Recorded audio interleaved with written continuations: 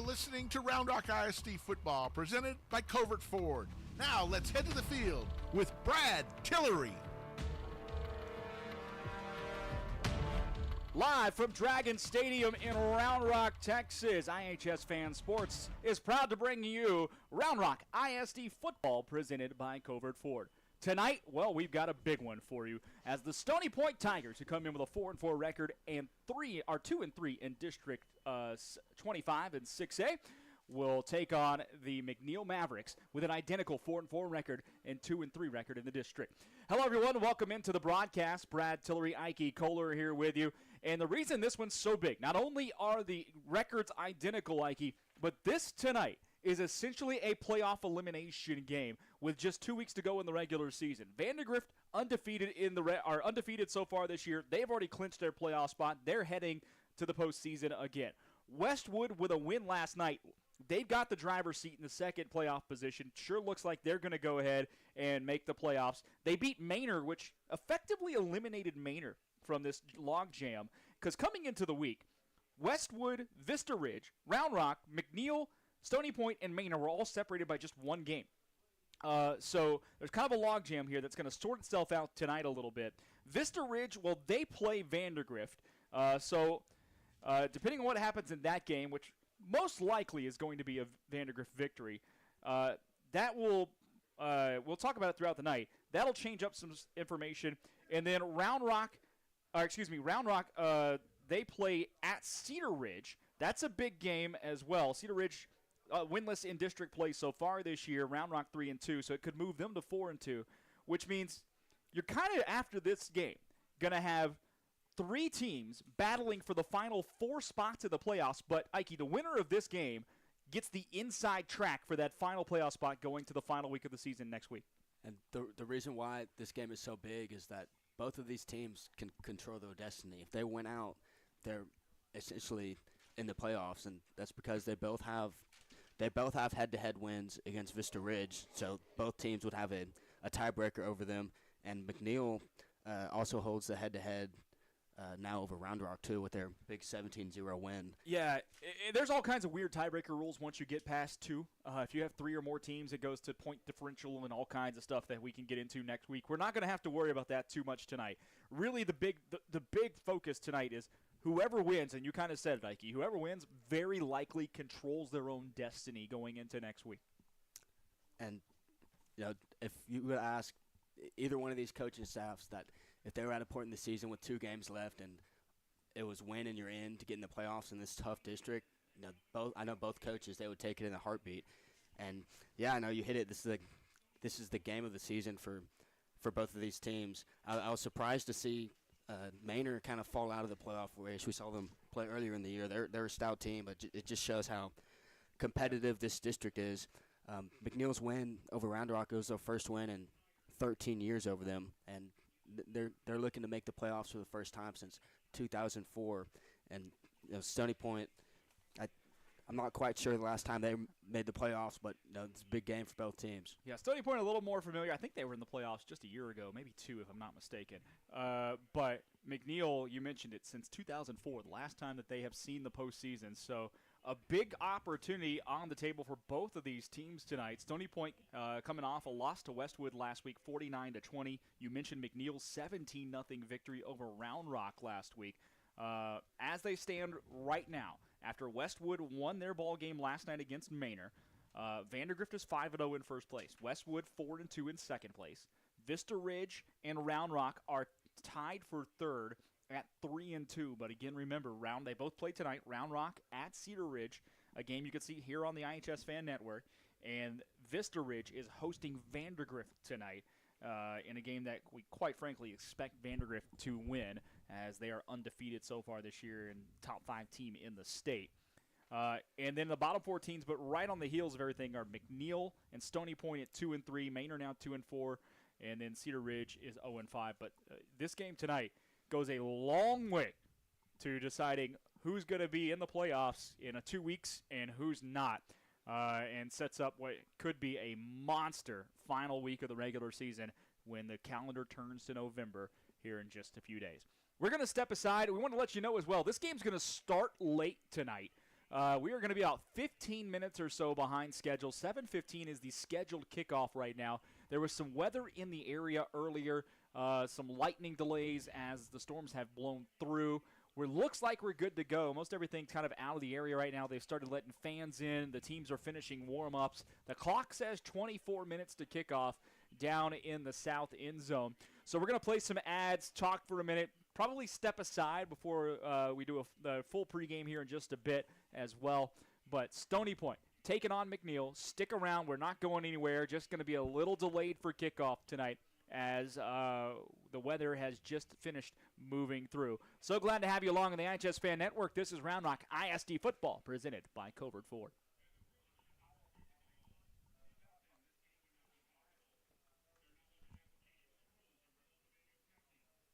Always wanted an EV, but until I saw the sleek Ford Mach-E. Bush's Chicken. I've always wanted an EV, but until I saw the sleek Ford Mach-E, I didn't know just how exhilarating it could be to drive one. The Mach-E is the perfect balance between power and utility, and with features like adaptive cruise control, in-dash entertainment screen, and lane monitoring, my daily commute to training is effortless. If you're looking to make the move to the Mach-E, visit Covert Ford in Austin, where you'll become part of the family. CovertFord.com.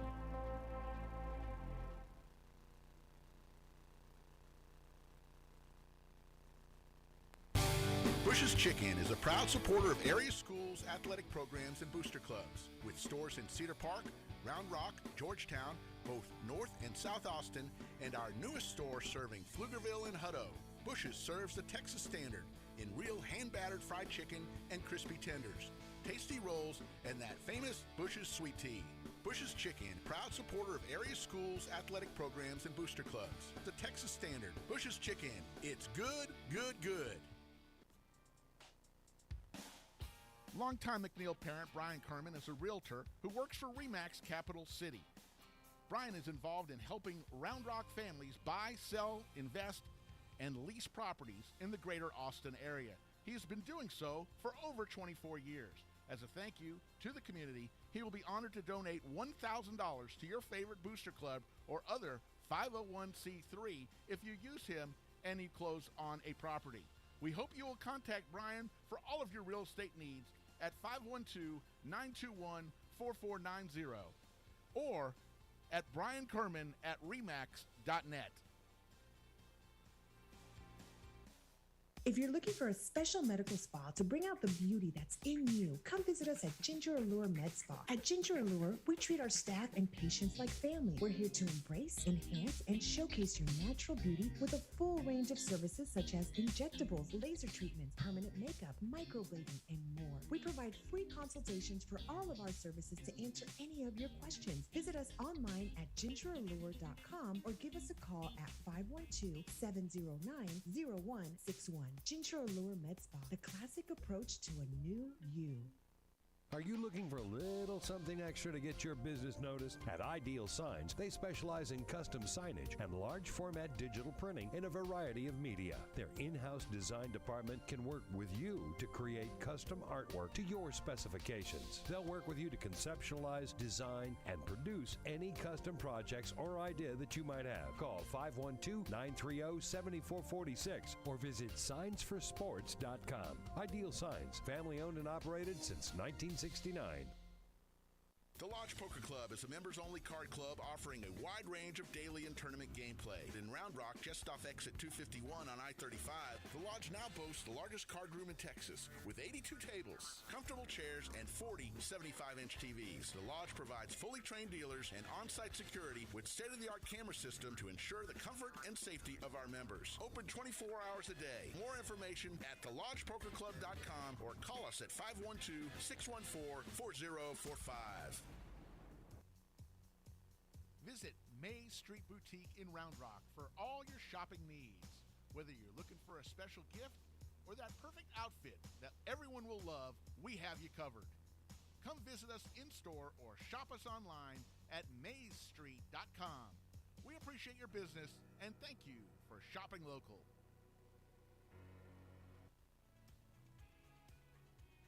RJAC Pressure Washing, Epoxy and Stain. Veteran owned and operated, serving Central Texas. For the last 10 years, residential and commercial services available, here for all your decorative flooring needs. Call us at 512-593-8567. That's 512-593-8567.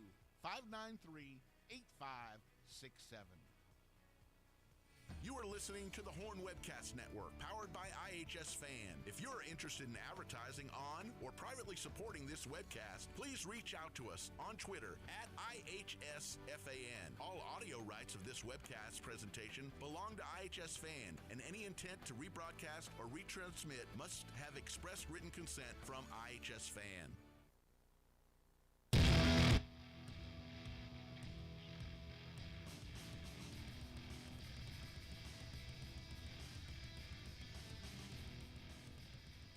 Back here at Round Rock's Dragon Stadium, we continue to count down to kickoff between Stony Point and McNeil tonight in a monster elimination-type game in District 25 6A. Brad Yankee Kohler here with you. Ike stepped aside for a second.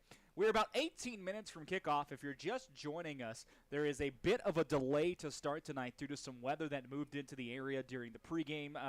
So teams got out there a little late to start warming up. So 7:15 is the actual kickoff time tonight between these two teams. These two teams have played some great games the last 3 years, and it's why we expect a really good one tonight. They're evenly matched, 4-4, 2-3 in district play for both of them. The last 3 seasons, they have played games that have been decided by a combined 10 points. Just a combined 10 points in the last 3 games that these two teams have played.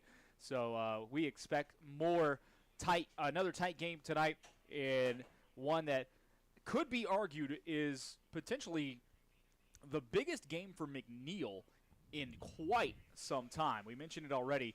They are trying to make the playoffs for the first time since 2004. A win tonight puts them in position to try to lock that spot up next week against Cedar Ridge to wrap up the year. These two teams over the last 4 years have split the series 2 games apiece. We mentioned the combined 10 points over the last 3. Just a tight series. Should be a good one. And we'll also keep you updated on everything else in the district tonight. And hopefully, by the time we go off the air tonight, we'll have a very good idea of what will be needed in scenarios going into the final week of the season to wrap up the playoff picture here in 6A District 25, Ike. And, yeah, I think a big part of that is going to be defensive play is going to be a huge part. Both these offenses can go score. But for McNeil defensively, it's going to start with the Holland brothers, Marshall and Bobby Holland at linebacker. They're both averaging over 10 tackles a game. And then on the flip side, flipping to Stony Point, I think the matchups between their defensive backs and McNeil's receivers are going to be very important. McNeil likes to pass it like deep vertical routes down the field.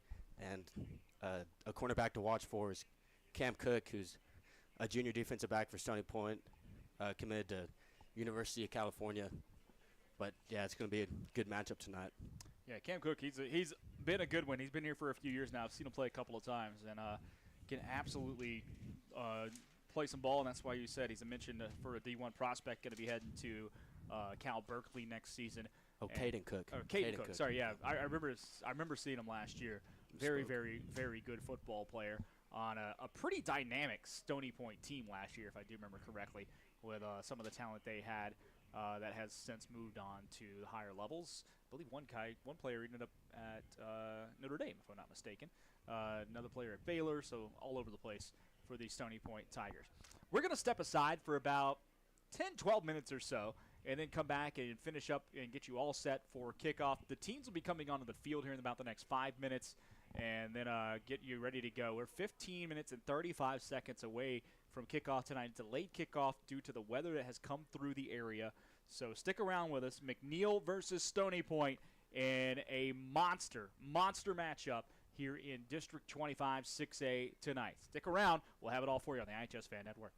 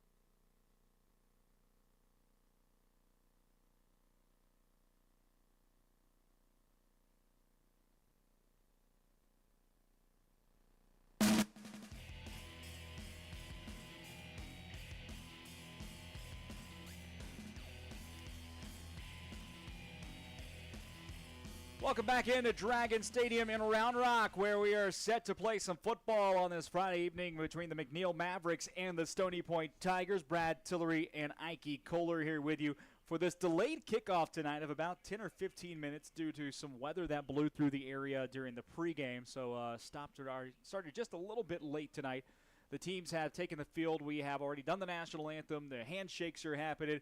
Just to reset you about this contest, if you're just joining us, both of these teams come into tonight's game 4-4 on the year, 2-3 in district play, and this is, for all intents and purposes, an elimination game for the playoffs. Just 2 games left in the season, tonight and next week. That's all we got.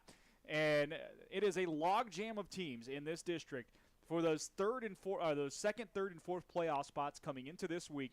The team that comes out of this game is going to very likely control their own destiny heading into next week. We can't say that for sure just yet. We have to wait for some results around the district tonight before we can fully give you a clear view on what's going on by the end of the night. We should have that. But what we can say is whoever wins this game is pretty well going to be the team that is alive next week. Whoever does not win, you can pretty much say the season's over as far as making the playoffs goes. So this becomes a monster game. Stony Point, a team looking to get back to the playoffs. They have been there recently. McNeil has not been there since 2004. Huge game in Round Rock ISD football and District 25-6A. Ike. It's a massive game, and I was amped this morning. Woke up. It's essentially a playoff game, is what it is. Yeah. For next week to matter, you have to win this game. Stony Point and McNeil, if they win this week, they control their own destiny moving forward. We're gonna have a great game tonight. Stony Point's going to kick it off. They're in the blue home uniforms with the blue pants, the white helmets, and the white numerals. As for McNeil in the road whites with the blue numerals and the blue helmets, the white pants as well for the Mavericks. So glad to have you all along. It is going to be a whale of a game. These two teams the last 3 years have combined to play games that have finished for a combined 10 points, deciding the whole 3 games. So average of 3.3 points is the difference in score when these two teams meet up over the last 3 years. Here's the run-up from Noah Lopez. The boots to it. We're underway. A low line drive kick. That'll go through the end zone for a touchback. And McNeil will start it off. McNeil quarterback Jalen Soltz is coming off a pretty good game against Round Rock last week, leading his team to a win. Zach Christie had himself a nice one-handed grab en route to a long touchdown pass last week. Now, I wouldn't be surprised if they throw it around a lot early. Well, the Mavs come out first and 10 at the 25 to start this ball game.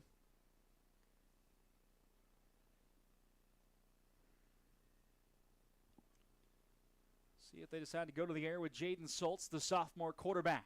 He's got Joshua Williams, the running back, with him, and it'll be Williams on the handoff over the right side. Picks up about 4 yards on first down. Number 90 with the tackle, that's Chima Oniake. Oniake on the tackle there. Pick up a 4. Here comes second down for the Mavs. Of course, the Mavericks will use 2 different quarterbacks tonight. Jaden Soltz has been taking the majority of the snaps for the last half of the year here, but Gerald Gary will also get back there. It's Soltz to throw. Straight back, tries to find the man across in the drag route. It's incomplete. Intended for Nicholas Valls, and it's third down. Yeah, that play just looked like it didn't really develop too well. Number 26 covered the drag route, and now that'll set up a 3rd and 6. 3rd and 6 for the Mavericks in the pistol formation at the 29-yard line. These two defenses can really play, too, so wouldn't it be shocked to see a low-scoring game. There's a pass, and that is off the hands of the first receiver and complete to the second. Zach Christie brings it down for a first down. It looked like that was intended in the slot for Rashad Jackson. It went over his hands and into Christie's. And Rashad Jackson was open very fast, just on a quick inside slant route, but goes through his hands, winds up in Christie's. First down's a first down. Picks up 8 yards, 1st and 10, McNeil at the 37. Quick little screen to the near side. Ball caught by Gary. He has to juggle to catch it. Kind of couldn't make the clean grab on it to get upfield and maybe loses a yard on the play. Several Stony Point Tigers on the tackle. And the last couple throws have just been a touch. That one was a touch high, and the slant was a little too high on the play before that.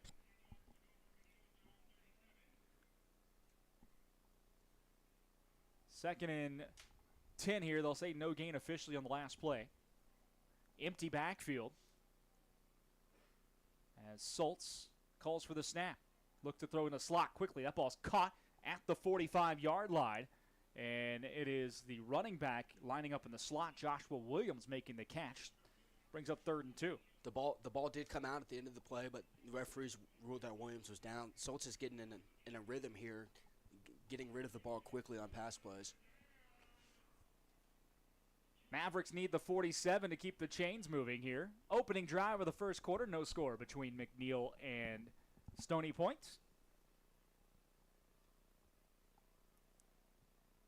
Williams stays in the backfield at running back. Mavs change the play at the line of scrimmage with 5 seconds to go on the play clock. There's the snap. Handoff up the middle to Williams. Big hole to run through. He's into Stony Point territory down to the 47, and that's a first down.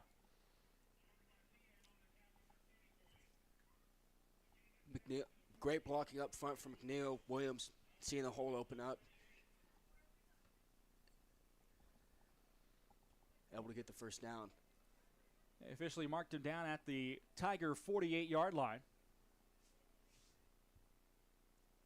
Split backs, fake the handoff. Schultz keeps it up the middle, and he picks up about a yard or two. Well read there defensively by number 9, Jordan Garcia. I believe Iverson Collins was in there on the tackle as well. Excuse me.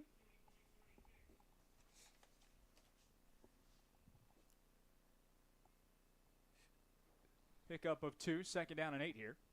As the moon begins to peek its way through the clouds. It's ominous up there for a Halloween weekend. There's a high snap over the head of Schultz. He's able to pick it up, rolling out to his right, tries to throw it away. He does so, and he had a man in the area. Gerald Gary had worked his way back towards the sideline, and so Jaden Schultz alertly probably just saved his team about 15 yards. And now we have a player down behind the play for Stony Point. So Schultz was fortunate that the ball, he was able to track down the ball. It went good 5-6 yards behind him, but he showed great self-awareness to get outside of the pocket, outside the tackle box, and get rid of the ball, because if he stayed in the pocket, it's either, he could have been sacked, or it's just an intentional grounding penalty. Really nice job by Gary to come back to him as well to give him a target, even if it's not caught. Gets the man in the area, you can avoid the grounding, and that play probably saves 12 to 15 yards there for Stony Point. It makes it 3rd and 8. Didn't see who was injured for Stony Point, but he is off the field, which is good news. Able to get up off his own power. 3rd and 8 for the Mavericks. Back in that pistol formation. There's a snap, fake the handoff. Schultz to throw, got a clean pocket. He has a man open, and it's incomplete. Just slightly overshoots his intended receiver, Rashad Jackson, and if he's able to pull that down, he can walk into the end zone because the entire backfield, he was behind the defensive backfield. Yeah, that's the second time he's been targeted tonight, and there were 4 linebackers, and he was able to get behind them on the crossing route. Mavericks are going for it here. 4th and 8 from the Stony Point 46-yard line. An aggressive call by Coach Scott Hermes here in the opening quarter. There's the snap. That's going to be a little pooch kick. Low line drive kick. That's going to bounce at the 20, roll inside the 10, and stop it around the 7. So well done there by Jaden Schultz and the McNeil coaching staff to punt one away and pin Stony Point back. And now the Tigers come out for their first possession of the ball game. Led out by Kenneth Calvis, the quarterback. That's another wrinkle we've seen in McNeil's special teams that has really been solid all year. Yeah, honestly, I love when coaches do that. You rarely see it anymore. I saw Gus Malzahn do it some at the college level, but it's a smart way, especially around midfield, to try to pin some teams back and take the return out of the game completely. There's the snap. Colbus fakes to his right, rolls to his right now, looking to throw. He floats one. It's off, tipped away from the defender. Caught instead at the 26, out to the 30. That's a first down. Aiden Green came down with a catch. It was tipped by the defender for McNeil. Looked like it might have been intercepted for a second. It stands and falls into the hands of Green, who's able to juggle it, bring it down, and pick up 23. It was number 6, Christian Reyna, who was juggling for a little bit. The ball was thrown slightly behind the receiver, but he's able to bring it down and move the chains. We got a timeout here as well as the teams huddle up on each side. 1st and 10 for the Stony Point Tigers after the little look at what I found kind of play there. Stony Point trots back on the field. Both teams kind of had one of those early with the tip pass to Christie, and now Stony Point's first down. And it's the kind of game where, you know, little things are going to matter tonight.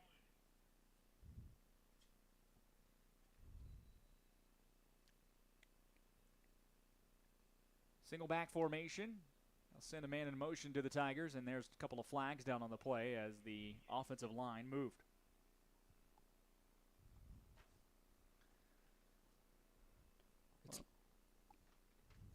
Go ahead, Ike. Yeah, it's number 21, Eric Bolton, in the backfield for Stony Point. He's produced pretty well for them this year with 3 touchdowns total. Ike, I said the moon and everything was looking ominous with the clouds over and everything. Now it's peeking out, and I just realized we got a full moon tonight on a Halloween weekend. This could get really wacky. Handoff over the left side on the pitch play out to the 30-yard line. Almost picks up all of the yardage back. It was Aaron Bolton with the run, and he is slow to get up. Looked like he kind of came down wrong on the arm, and we'll hope the young man's all right there.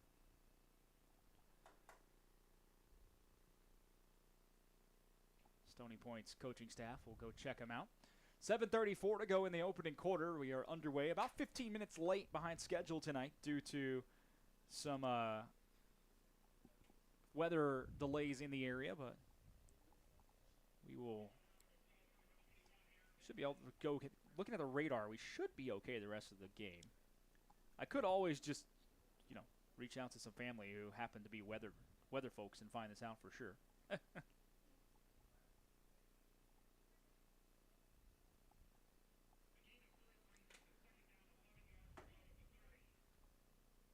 Second down and 11, ball at the 30 for Stony Point. Fake the handoff. Look to throw, far side. That ball's complete at the 34. Shakes to the inside, now back out. And it's Tristan Rhymes who's able to push his way forward out near the line to gain. He's still on his feet, and that's going to be close to a first down. Tristan Rhymes showing how elusive he is there. Just a hard man to tackle. It was a drag route, and the defenders were playing man coverage, and the linebacker was on him, but Rhymes able to extend the play, get yards after the catch. Sophomore Kenneth Colbus, the quarterback, leads his offense out there. Battle of sophomore quarterbacks tonight. Don't see that too often in Texas high school football. 1st and 10 here from the 41 for Stony Point. There's a handoff to Andrew Hill. Up the middle he goes, and he picks up 4 or 5 out to the 44.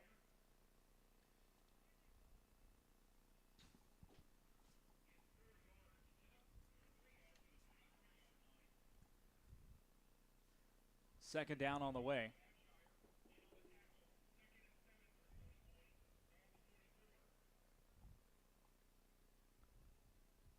Kenneth Colbus sends a man in motion in the pistol formation. Turns around, hands it off to Andrew Hill again. Over the left side, breaks out the first tackle, not the second.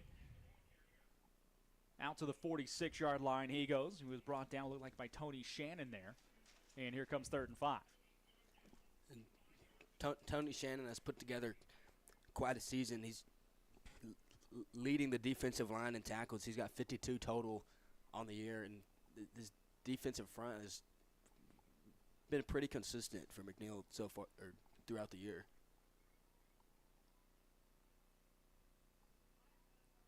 Third down, 5 to go. They'll send a man out. Handoff again. This one on the sweep play to the right. Andrew Hill tries to turn it upfield. He has turned back, though, at the 49. He'll be short of a first down, but a flag comes in late over on the McNeil sideline.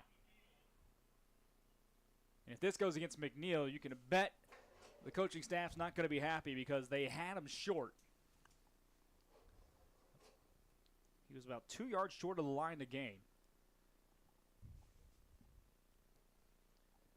And it will go against the Mavericks. Personal foul, 15 yards, and that'll keep the drive moving. Stony Point getting a fresh set of downs. That was a good play, good blocking up front on the read option. That moves the ball out to the 36-yard line of McNeil as Stony Point enters opponent territory for the first time. 5:50 to go in the opening quarter. Kenneth Kalbus, the quarterback. Sends a man in motion again, looking left. Tries to escape up the middle, gets out of one tackle, tucks it and run. He's across the 30. He'll slide down there. And a nice pickup on first down from Kalbus to escape the pressure and get about 6 yards. That was a great pickup by Kalbus. He had 3 receivers on the left, all running vertical routes down the field, but no one was really open, and Kalbus just took what was given to him. And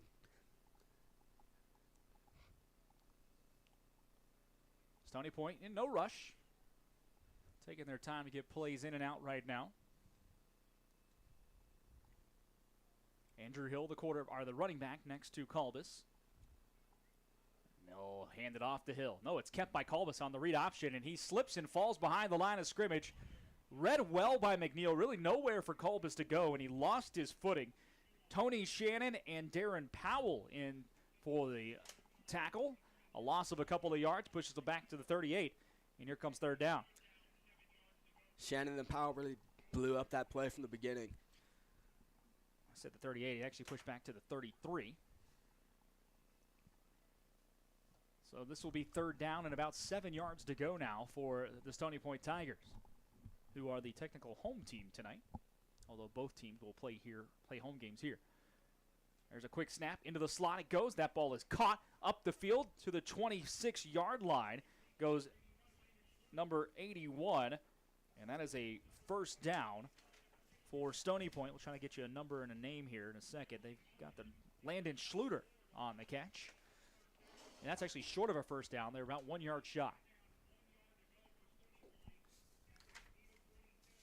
So this is going to be 4th and 1 for Stony Point.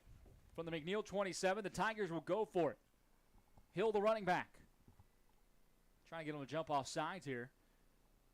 Kenneth Kalbus changing the play. And there's a flag, and that will mean Stony Point jumped. False start against Stony Point as they were trying to get McNeil to jump. Instead, they couldn't hold their water. Drops the Tigers back 5 yards, and it'll bring up 4th and 6. Still might be go-for-it territory here. Timeout called by Stony Point. 3:46 to go in the opening quarter. No score between the Tigers and the Mavericks. Brad Tillery, Ike Kohler here with you from Dragon Stadium in Round Rock. Each team with just one possession so far. McNeil had a 9-play drive that ended in a punt that was downed inside the 10-yard line, and Stony Point about to run their 10th play of this drive on the way.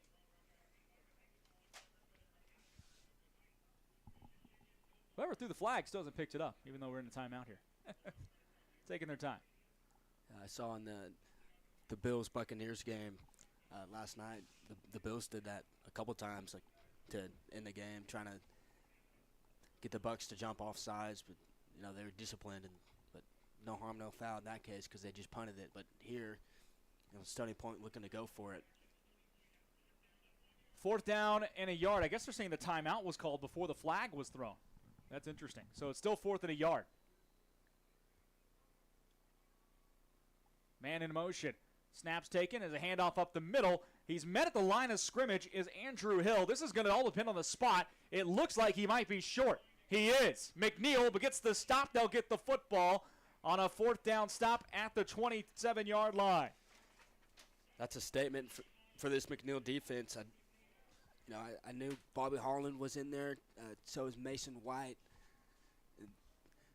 And you're right, it really did depend on the referee's spot. McNeil got a favorable spot there, and now they'll take over. 3:41 to go in this opening quarter of play. Each team has had one possession. Each team has come away with nothing so far as Jaden Schultz leads the McNeil Maverick offense back on the field.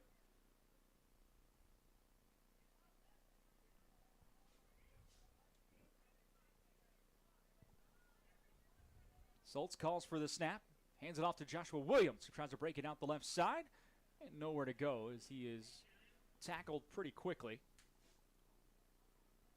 Can't see a number on who the tackle was made by, but it'll be about a gain of a yard. 2nd and 9 on the way. We're seeing McNeil line up, at least to start out this drive, more spread out. Trips receivers to the left. Their previous drive was more condensed at the line of scrimmage. 2nd and 9. Schultz to throw. He's got one-on-one coverage with Gary on the near sideline, and that is incomplete, but the flags are coming out.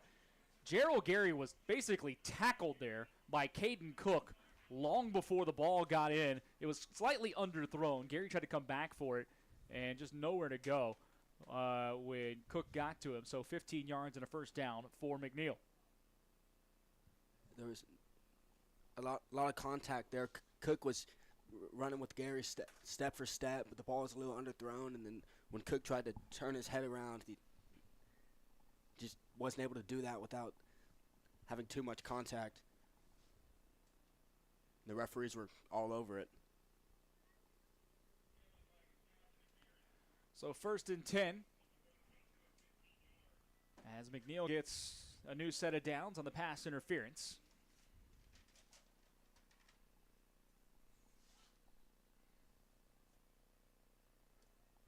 Third play of the drive on the way. Handoff Gary. Big hole in the left side. Some blockers in front of him. Breaks the first tackle into Stony Point territory out to the 48-yard line. And he's short of the line to gain by about 1 yard. Nice 9-yard pickup there. 2nd and 1. McNeil's going to try to go fast here.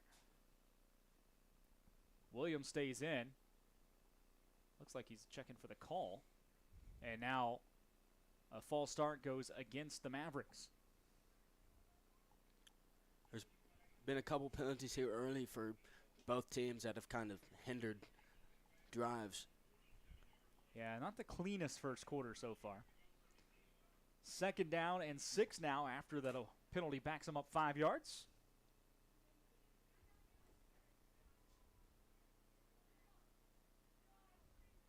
There's a snap. They'll hand it off to Williams again over the left side. Tries to stiff arm. The ball is out. It's picked up by Stony Point going the other way to the 30, to the 25, 20, down the sideline, 15, 10, 5, touchdown. Stony Point Tigers as they get on the board first. It was number 7, Micah Miller, the defensive back, picking it up and going the other way. It's a huge play for Stony Point. Micah Miller having the awareness to pick up the ball in stride, and once he got it, he was gone. He just took off downfield and touchdown Stony Point. Their fans are in it now. Their sideline was going crazy, and what had been sort of a stagnant first quarter so far.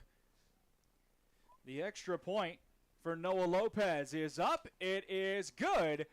And your score with 2:16 remaining in the opening quarter, Stony Point has a 7-0 lead over McNeil on a Micah Miller 48-yard fumble return for a touchdown. We'll see if we do this again. Looks like a flag may be down, and the extra point might not count. Huge fumble return there for Stony Point to get on the board first.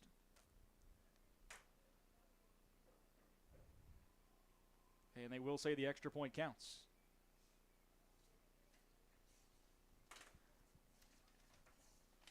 That's the game that you and I thought could be decided by the defenses tonight. And a big play like that changes the momentum pretty quickly.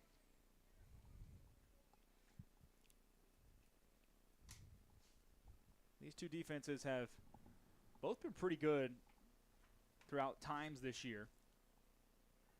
Of course, McNeil pitched a shutout last week. Stony Point has a couple themselves, or not Stony Point, excuse me. Yeah, Stony Point has a couple themselves when you look up and down the schedule. So this is a game where if you get to 17, 20 points, you might have enough to win this contest tonight. So a defensive score really does go a long way. And let's see. Looks like a holding against McNeil on the extra point was the call. That will probably be enforced on the kickoff. And both of these teams have played close games all year. McNeil beat Vista Ridge 7-6, and Stony Point beat Vista Ridge 7-0. Stony Point beat Cedar Ridge 21-17. McNeil got beat by Westwood 17-14. These two teams have been in a lot of close games. Yeah, when we saw the game and kind of realized what was happening when it came to the schedule tonight and everything else, for the standings rather, that this is the kind of game where you felt it was going to be close. You felt one or two two plays could change it, and Stony Point is able to strike first with a big touchdown fumble return from Micah Miller. And they will get to kick this ball off from the McNeil 45. And I'll tell you, Ike, this is one where you either squib kick it to make sure that you can't have a fair catch, or you think about an onside kick. You really lose much yardage with an onside kick, and maybe you can get great field position if you can recover it. They are going to onside kick this, it appears. Stony Point lines up. It's an onside. There goes the second bounce. It's high. It's still up for grabs. And it looks like McNeil was able to come down with the football as Joshua Gaden came running in to make that grab. And a late flag comes in as well. He took a shot as he picked up that ball, did Gaden.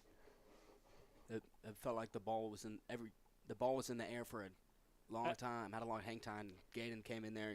He got popped. That was a well-executed kick by Noah Lopez. That's exactly what you want in an onside kick. Get that first little bounce and the second real high hop and give your team a chance at it.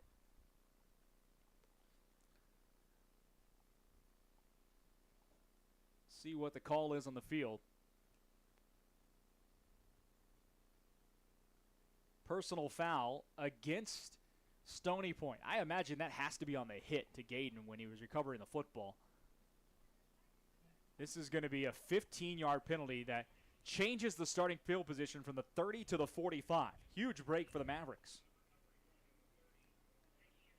Before the fumble, McNeil was they were beginning to establish a running game with Joshua Williams. He was in a rhythm.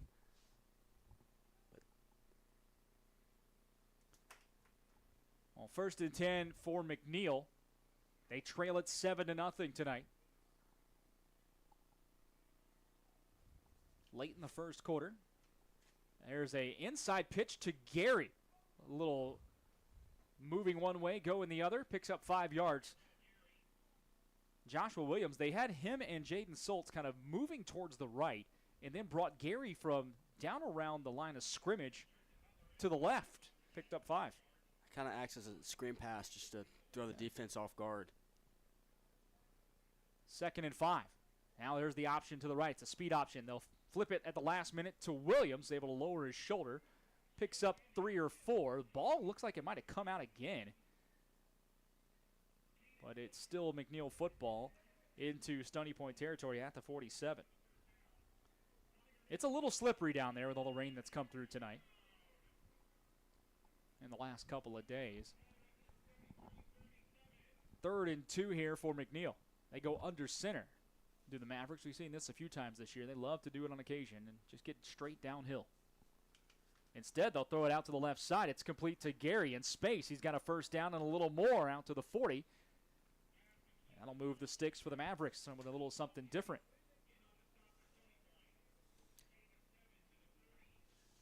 There they just kind of get it to Gary in space and let him pick up yards. He's a pretty versatile receiver. Yeah, we've done a lot of McNeil this year. That's the first time I've seen them throw out of the formation from going under center. Fake the handoff to Williams. All day to throw. Little shot to the sideline. It's incomplete. Jaden Schultz was trying to hit his check down receiver, Zach Christie, there, but just outside of his outstretched arms. Second and 10 coming up for the Mavericks. Under a minute to go in the opening quarter. Tristan Butler, the left end, was coming around the edge, kind of putting the pressure on Schultz. Schultz able to get rid of it, but the defender was closing in. We're down to 15 seconds on the play clock. McNeil might have to think about taking a timeout here in a second, and they will. That was an official timeout. They'll reset the play clock, and I'm not sure what the mechanics were behind that, but either way, second and 10 McNeil with the new play clock going. Handoff up the middle to Williams, breaks out of the first tackle, keeps his legs churning, and he's out to the 35 for a pickup of 5.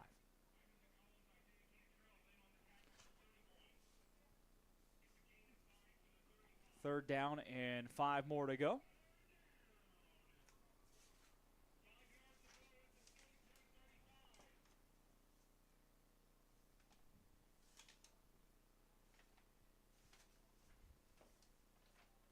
Williams stays in at running back. They'll flash him out to the right side. 5 receivers in the set now. Schultz looks to throw, tries to catch a slant. It's to Gary. He's complete. Out to the 20, still on his feet at the 15. Backing his way inside the red zone. Inside the 10 he goes on a little backwards run out to the 8, and it's a first down for the Mavericks. First and goal to go to end the first quarter on a 27-yard pass play. We're through 12 minutes of football. Stony Point 7, McNeil nothing. Good one going on here. This is Round Rock ISD football presented by Covert Ford on the iHSFAN network. I've always wanted an EV, but until I saw the sleek Ford Mach-E, I didn't know just how exhilarating it could be to drive one. The Mach-E is the perfect balance between power and utility. And with features like adaptive cruise control, in-dash entertainment screen, and lane monitoring, my daily commute to training is effortless. If you're looking to make the move to the Mach-E, visit Covert Ford in Austin, where you'll become part of the family. CovertFord.com.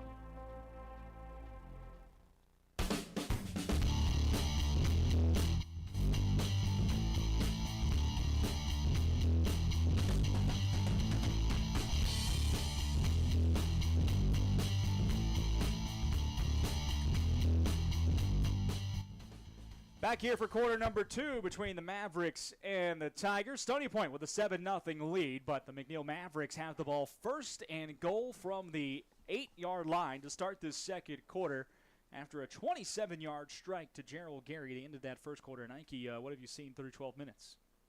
Well, Gerald Gary has really been well receiver, and oftentimes he's been on one-on-one coverage, and on that last play it was just a crossing route. He beat the cornerback, and he was wide open in the middle of the field because they were in trips on the left side, which opened up the middle. First and goal. There's a handoff to Williams up the middle, through the hole, breaks the tackle. He's into the end zone. Touchdown for the McNeil Mavericks, and we're an extra point away from having a tied-up ball game here in Round Rock. That drive was a steady balance of Joshua Williams running the ball and Schultz connecting with Gary through the air. Joshua Williams getting back in the end zone. Been a while. It's his 4th rushing touchdown of the season. Extra point on the way. It's up, and it is true as Bryce Wilson stays perfect this year from extra points and from the field so far. And we are all tied up 7 apiece here between Stony Point and the McNeil Mavericks. God, we expected a good one, Ike. We are getting a good one here so far. And yeah, it's definitely been a fun first quarter. The offenses are kind of settling in.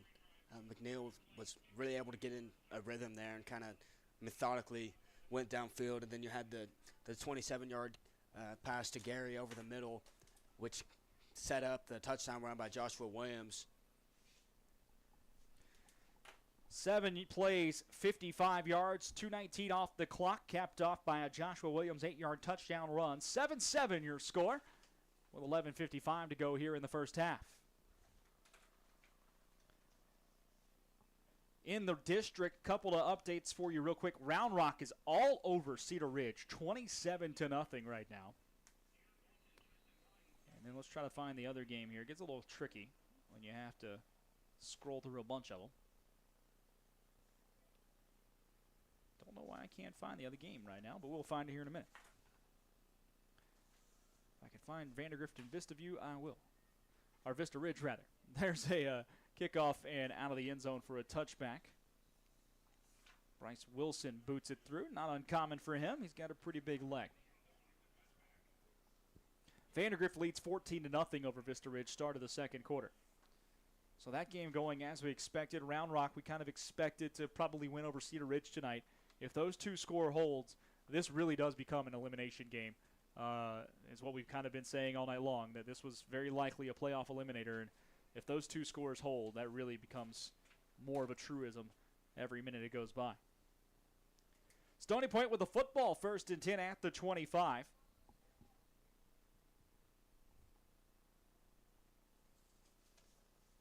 Kenneth Kalbus, the quarterback, sends a man in motion, and there was some movement on Stony Point's offensive line. Third time tonight they have been flagged for a false start. That'll back them up 5 yards, start this drive.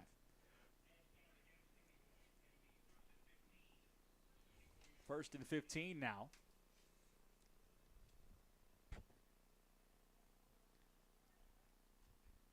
Again, a man in motion from the left to the right. Kalbus looks to throw. He's got a man coming to his face. Tries to escape the tackle. He can't do it, and he will be dropped down around the 5-yard line. It was a combo sack there as Bobby Holland applied the initial pressure and Tony Shannon put it away. That goes down for a 15-yard loss, and it's going to be second and forever. Holland kind of came in unblocked, and Kalbus tried to get away from it, but he really had nowhere to go. And then Tony Shannon came up and finished the play. Second and 27 here. There's a turn and a handoff to the left side. Andrew Hill breaks through the first tackle, and he's taken down at the 14. Pickup of 7 there and a nice little run. 3rd and 21 due up here.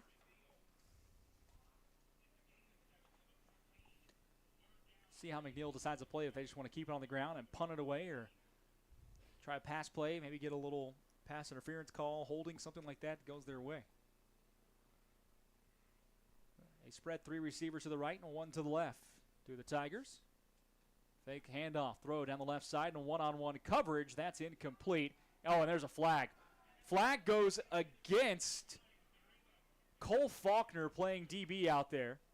I'm sorry, that's not Cole Faulkner. That's Keegan McBride playing DB. It was intended for Tristan Rhymes. Tough flag.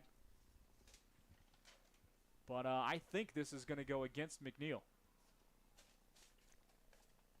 Well, you called it. Throw it downfield, maybe get a PI. They're talking about this flag a little bit, are the referees. And there will be no flag. I think that's rightfully picked up, Ike. It felt like the receiver, the defender was in his position. The receiver kind of ran up his back. I didn't really see any direct interference there. That feels like the right call, and here comes 4th down. And I'm glad they deliberated and picked it up. It looked like Ryan tripped and then kind of ran into Faulkner. That feels like the right call. This is a Round Rock ISD game, two games between Round Rock ISD tonight, so we're just going to call it like we see it. And we usually do anyway, but definitely one that you think got picked up correctly there. Punt time for the Stony Point Tigers as they get ready to kick away. It's a high snap. It's bobbled in the end zone. That ball's on the ground. It is loose, and it is recovered out of the back of the end zone. That's going to be a safety. It went over the head and the hands of Noah Lopez. No one could get their hands on it, and by the time it was settled down, the ball was out of the back of the end zone. The McNeil Mavericks get 2 points, and they got the lead. Again, we're seeing the ball snapped over the punter's head, and McNeil taking advantage on special teams. So far this year, special teams, they've blocked 3 field goals, they've blocked a punt, and they'll just add this one to the list and add 2 points on the board for McNeil. So the Mavericks with a 9-7 lead. They'll also get the football back here after the safety. Big time play, and we've said it. There's a few plays are going to really decide, we think are going to decide this game tonight. These two teams are pretty evenly matched. And each team now, Stony Point with a defensive touchdown, McNeil with a safety on special teams, and they should get very good field position to start this drive. One thing to watch as this game progresses is the team that has the advantage is going to be the team that makes the fewest mistakes. We've already seen a few snaps going over the quarterback or the punter's head. We've seen a decent amount of penalties on both teams. It's going to be about making the routine plays. Noah Lopez with a free kick opportunity to kick it away from the 20. McNeil sends a couple of men back. Or excuse me, yeah, that's McNeil. Getting my teams mixed up here. It is kicked well into the opposite end at about the 15-yard line where it's fielded by Aiden Taylor. He breaks it out to the right. He's got room down the sideline. Turns it up across into Stony Point territory. Still on his feet at the 30. Breaks through a tackle. He's inside the 25 down to the 23. But there is laundry on the field back in McNeil Maverick territory at the 44. We will see if this stands.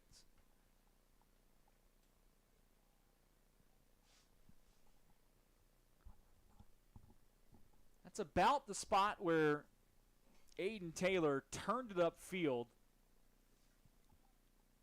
I wonder if there might have been a crackback block there or something that started it up. I think it was something that caught a lot of attention. The referee threw the flag. Was running from 30 yards from the left side of the field. I mean, he was just waiting to throw that flag, and he clearly saw something pretty blatant. The officials still discussing what they saw around the 43-yard line.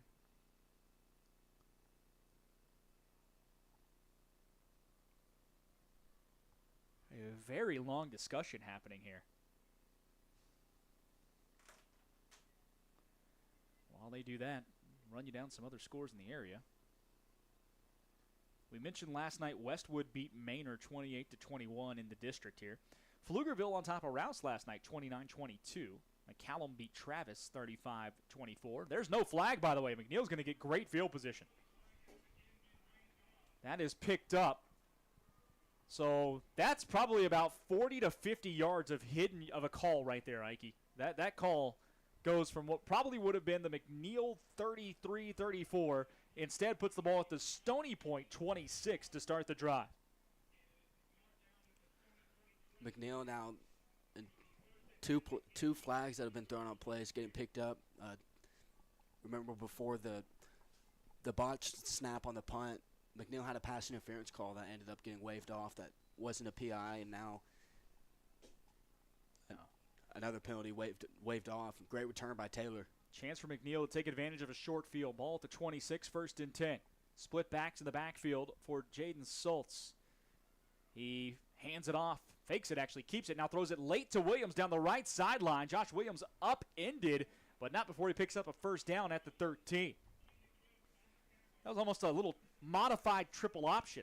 They faked the handoff. Schultz went around the right side, could have run, but he had Williams open in the flat there.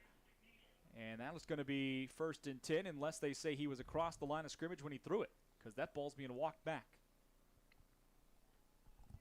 The only thing I could think of is that he was beyond the line of scrimmage when he threw the football. Or maybe there was a man downfield. That's also possible. When you have those plays where it's a little delayed like that, some of your linemen can sneak downfield a little bit. We'll see. And that's exactly what it is, illegal man downfield.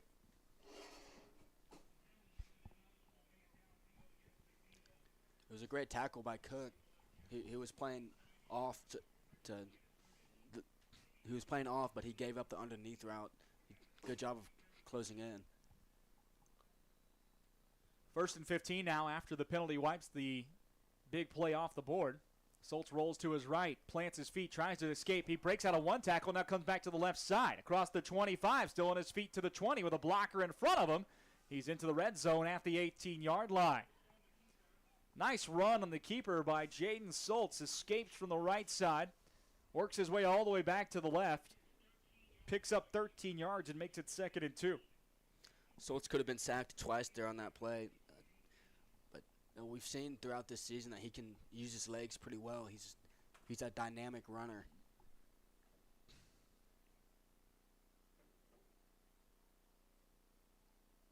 That'll be something to keep an eye out for as Stony Point maybe puts more pressure on him and starts blitzing more guys.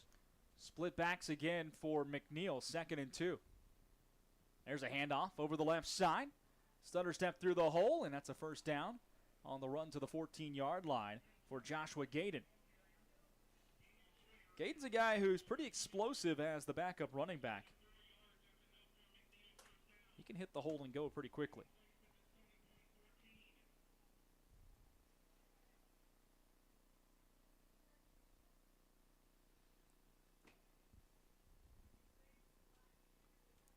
Say hello to KJ and one of the moms helping decorating for homecoming listening into the game tonight. 1st and 10 for the Mavericks at the Stony Point 15. There's a handoff over the left side. Gayden again with the carry. And the sweep play gets him out to the 9-yard line. A 6-yard pickup. And we've seen Joshua Gayden sprinkled into the running game a little bit. He has 21 carries on 94 yards on 21 carries coming into the game. 2nd down and about 4 or 5 to go now for the Mavericks. They lead it 9-7 here. 8:30 to go in the 2nd quarter of play. This game got delayed by about 15 minutes tonight, that kickoff, because of weather, but we're all clear now.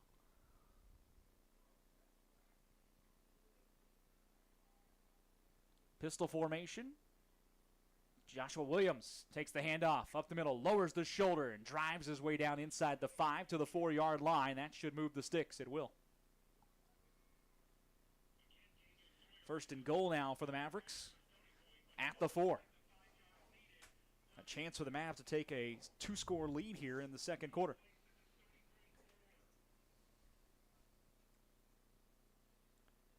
McNeil, not in any rush here, Ike. It's very methodical, getting the plays in.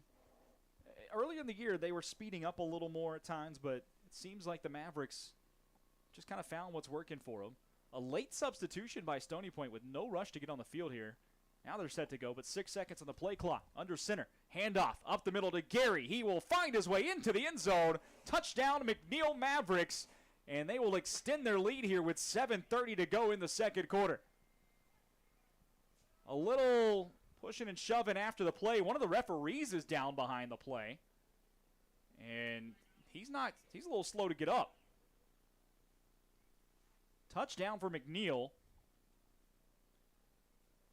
Well, we'll hope everything else is doing all right. And right now, thoughts are with the official down behind the play. For Williams, by the way, that's touchdown. Or excuse me, that was Gary on the touchdown. So his first rushing TD of the night. And overall for Gary, rushing TD number 5 this year. He's also got a few. He's got a couple of passing TDs, does Gary, and he's got 3 more as a receiver. So no stranger to the end zone. The referee, by the way, up and moving, so that's good to see.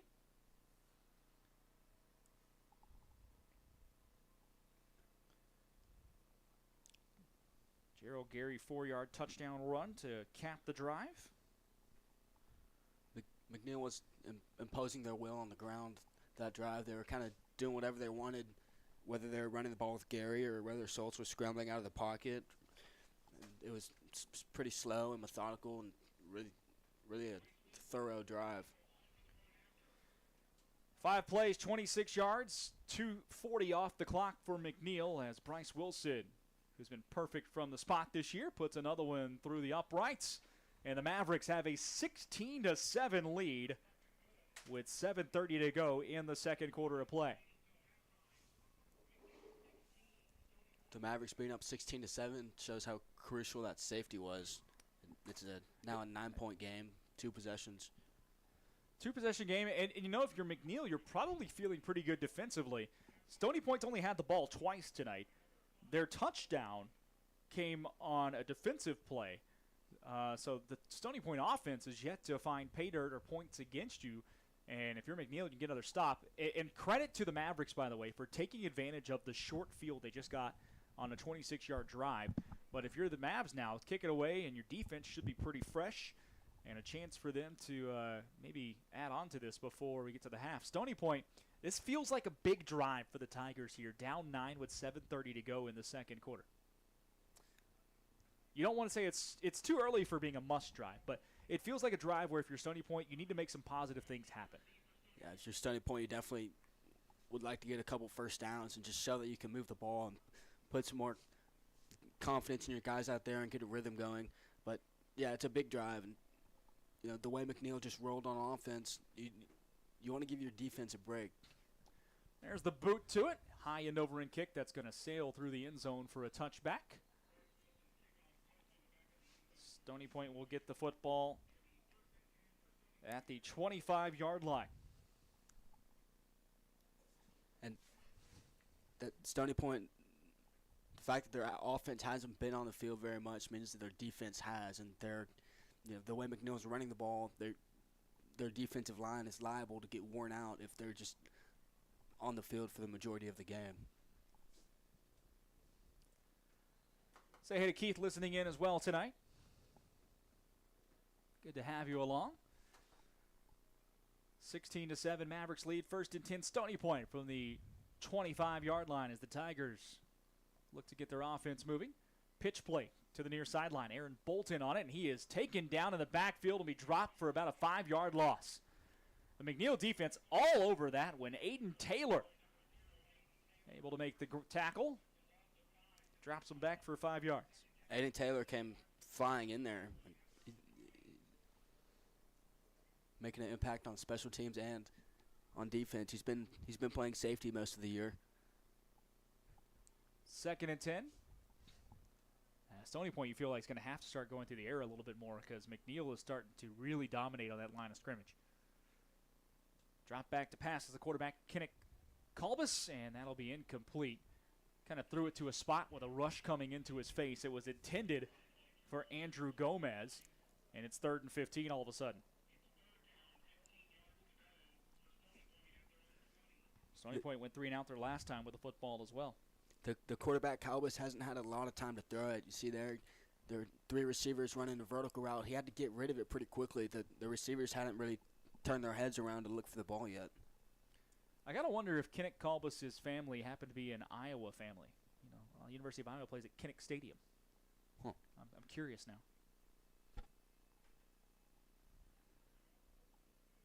3rd down and 15 for Colbus and his Stony Point Tigers, and timeout called from the near sideline as Stony Point and head coach Craig Cheshire want a little more time to talk it over. They've got 1 timeout left in this first half. 6:48 to go before the break. 16-7. McNeil with the lead over the Tigers. Go back down the scoreboard a little more and give you some updates where I have them. At last check, Liberty Hill 18-3 over Bastrop.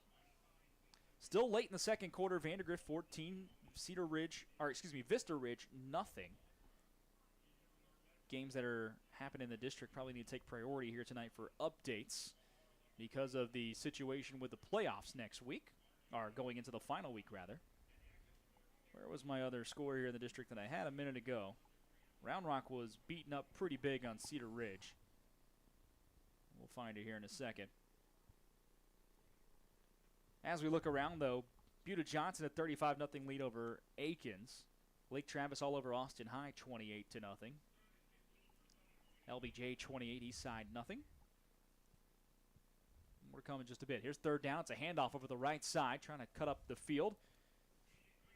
Is number 6, Aiden Green. He's the backup quarterback, and he'll also line up at several different positions. That's going to bring up 4th down and a punt, though, for Stony Point as McNeil forces another 3 and out. And the Mavericks will get the football back with about 6 minutes to go in the half. It was Joshua Abshire, number 53, on the tackle there, on kind of a late developing run. Just didn't really go anywhere. There's the snap. That one a little better. kicked away, a spiraling punt. Aiden Taylor calls for the fair catch, and he makes it at the 46-yard line. But once again, great field position for McNeil with 6:05 to go in the second quarter. And if you're Stony Point, you got to get a stop here on defense. I think you need to prioritize stopping the run, get a stop on first down, and make McNeil open up a little bit. Yeah, this is a key drive. It's absolutely a key drive for both teams right now. For McNeil, a chance to really try to bust this game open a little bit here in the first half.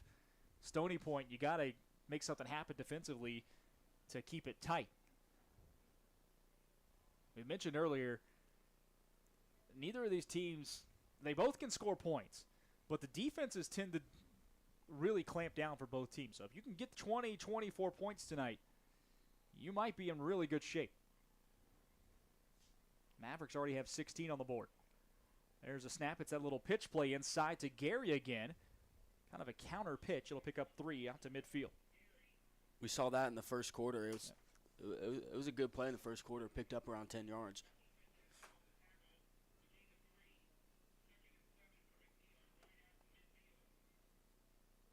Second and 7. The Mavericks in no rush.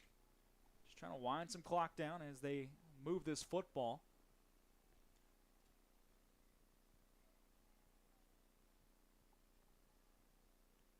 There's a handoff.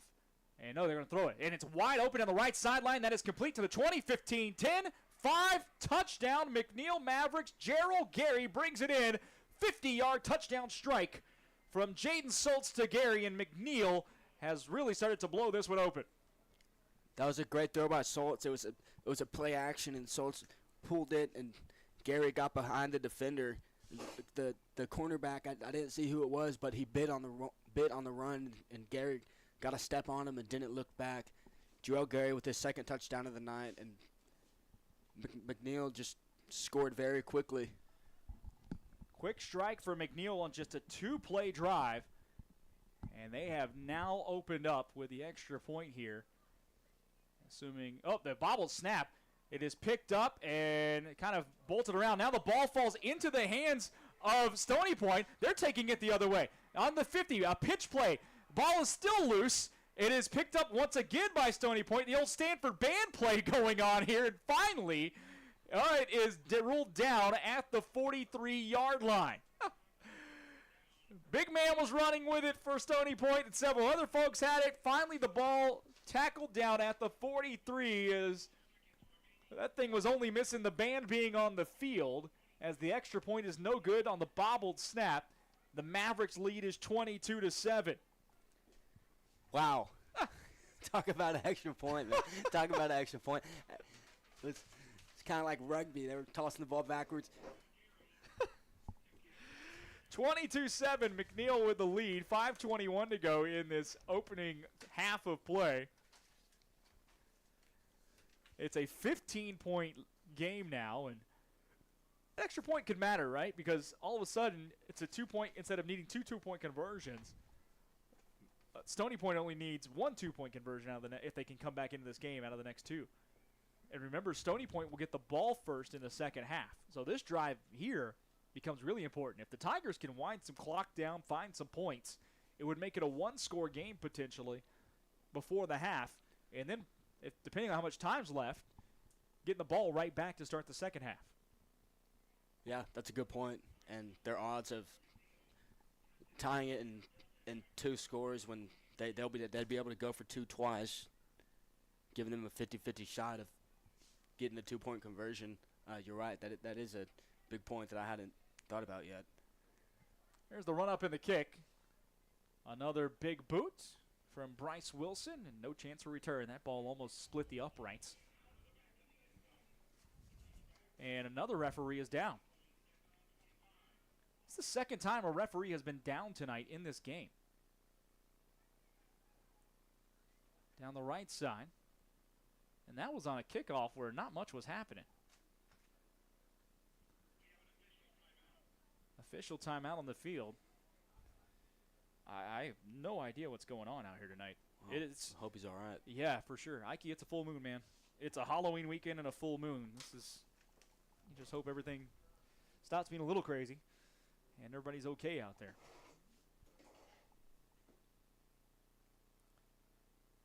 Tending to the official inside the 10 down there.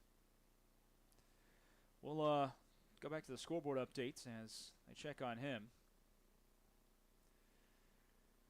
Let's see, what do we got going on here? Liberty Hill a 25-10 over Bastrop now in the second quarter. Or first quarter, rather. Granger at halftime leads Milano 35-7. Leander on top of Georgetown 17-14, about to go into the half. That's actually Glenn. Leander Glenn leads that game. Cedar Park 21, Leander proper nothing. About the half there at Bible Stadium. Round Rock all over Cedar Ridge 34-7. That game's at the half. Assuming that game sticks with a Round Rock win, and if Vandergrift holds on tonight, which we've mentioned they have a 17-0 lead over Vista Ridge, then that is going to really clear up the picture for this 6A District 25 playoff race going into the final weekend. Bernie Champion a 35-7 lead over Lehman. Second quarter there. Eastview leads Hendrickson 13-7, about to go to the break. Belton a 14-7 lead over Colleen Chaparral at the half. Bryan with a 7-0 lead over the Hutto Hippos. First quarter there, they started late because the storms that came through here are actually moving towards Hutto. So no shock there, they started a bit late. Holland a 15-6 lead over Schulenburg. 3:20 to go in the second quarter. Dripping Springs and Del Valley are scoreless. Early second quarter there. LBJ 34, Eastside nothing. Lake Travis 31, Austin High nothing. They're just starting the second. Buda Johnson a 42-0 lead over Aikens. Westlake, the Shaps lead at 35-0 over Bowie. Hearn and Thrall going at it, 6-0 right now the score there in Thrall, with Hearn having the lead. The Taylor Ducks a 21-7 lead over Canyon Lake. Florence 12, Buffalo 7. That's confusing. The Buffalo Bison. Little River 21, Rockdale nothing, and Gerald with a 21-0 lead over Manor New Tech. They've attended to the official over there, and he is walking off the field towards the locker room, so they're going to check on him a little more. So we are down an official tonight. Leaves us with, I think, just 4 on the field right now. No, 5 that I count. 5:21 to go here. McNeil a 22-7 lead over Stony Point in the second quarter. Stony Point with the football once we officially get rolling here again.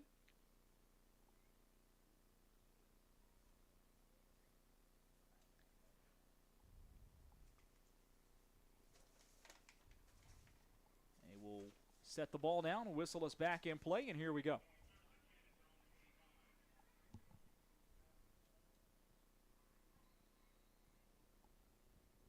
Kenneth Kalbus sends a man in motion. Swings it out to the receiver. That's Tristan Rhymes. It comes around the near side, still on his feet. Across the 40, 45, 50. Tackled inside. Now a ball comes out on the late tackle. It was stripped out from behind in McNeil territory at the 44.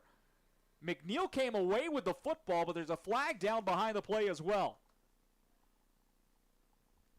So we'll sort this out. I think the Mavericks are going to get to keep this football, though.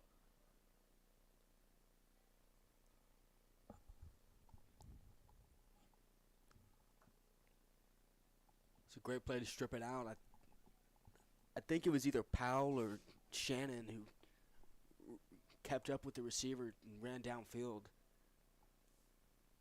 Tristan Rhymes had worked his way on a swing pass all the way over and then down the sideline where he was able to tiptoe in. It picked up about 30 yards on the play, but stripped out at the last second. And now we just wait for the call about the flag on the field. It is holding against Stony Point. That's going to be declined. It will be McNeil Maverick football.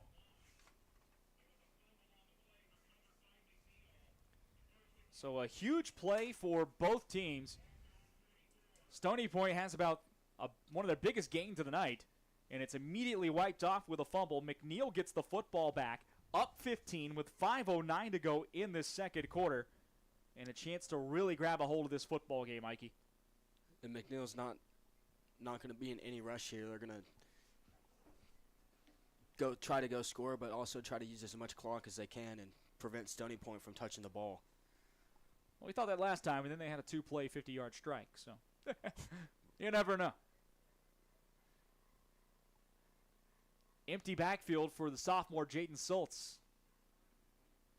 Calls for it. It's a low snap. He has trouble handling. Picks it up. Now throws one down the left sideline, and it's incomplete.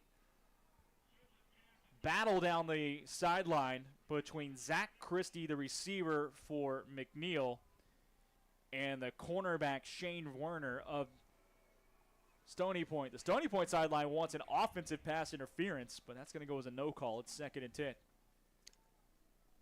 Werner and coverage, they were kind of hand fighting the whole time, and you were right about them taking a shot. They sent everyone downfield. I'm like you. I'm a little surprised McNeil hasn't gone back to the run game a bit, because they were punishing McNeil on the ground there in the early part or late part of the first quarter and early part of the second. And timeout called at the last minute by McNeil. 5:03 to go in a first quarter that seems to be crawling along, our first half rather, that seems to be crawling along here. Downtown Round Rock and the water tower off in the distance, just beyond the 50-yard line. As you look towards the east, Ike, it's your first trip up here to Round Rock High School, I do believe, for a game. Yep. Yeah, it's my first trip to Dragon Stadium. It's a neat little stadium. I'm impressed with it. It took me a little bit to find it. I drove past the high school, and then I stopped and I asked members of the band where the field was, and they told me it was back the other way. They were real nice about it. They could tell I was not familiar with the area. I was the same thing, man. The first time I came here a few years ago, it's tricky. If you don't know where you're going, it can be tricky to find it the first time you come here. That is a cool looking water tower, though. 2nd and 10 due up. That water tower means Round Rock Donuts is like right below it. That's all you got to know.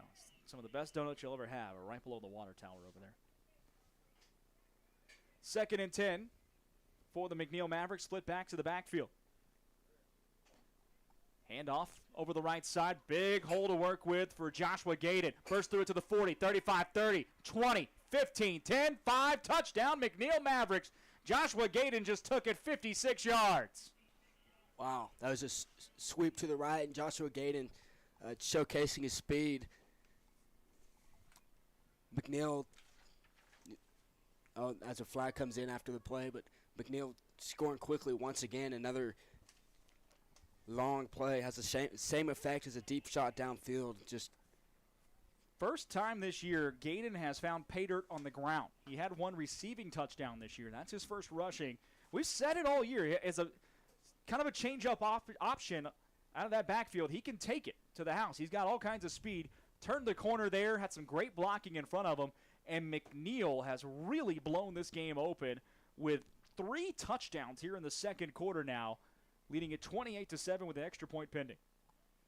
And Joshua Gayden, I heard on some accounts that he had just a tremendous offseason. He was really working hard in the weight room, and his speed had always been there. He's also on the track team for McNeil, and it was evident there. The Godfather Rick Epstein joined us in the booth up here. You ever listen to the commercials and everything in between ads? That's all Rick. As the extra point is up and good, 29-7. McNeil with the lead with 4:53 to go in the second quarter.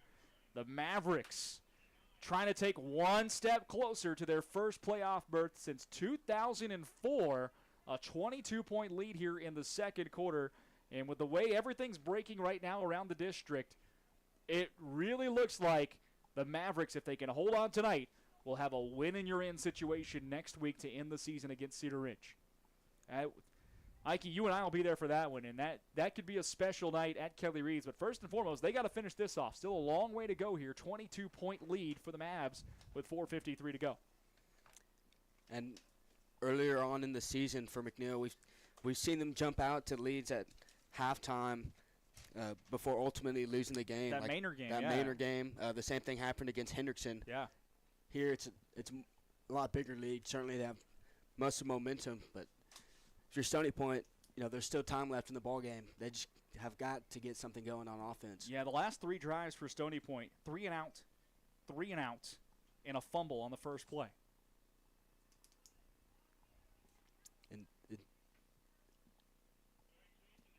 McNeil defense has just quietly taken over, putting the offense in some great field position, and the offense is rewarding them with points on the board.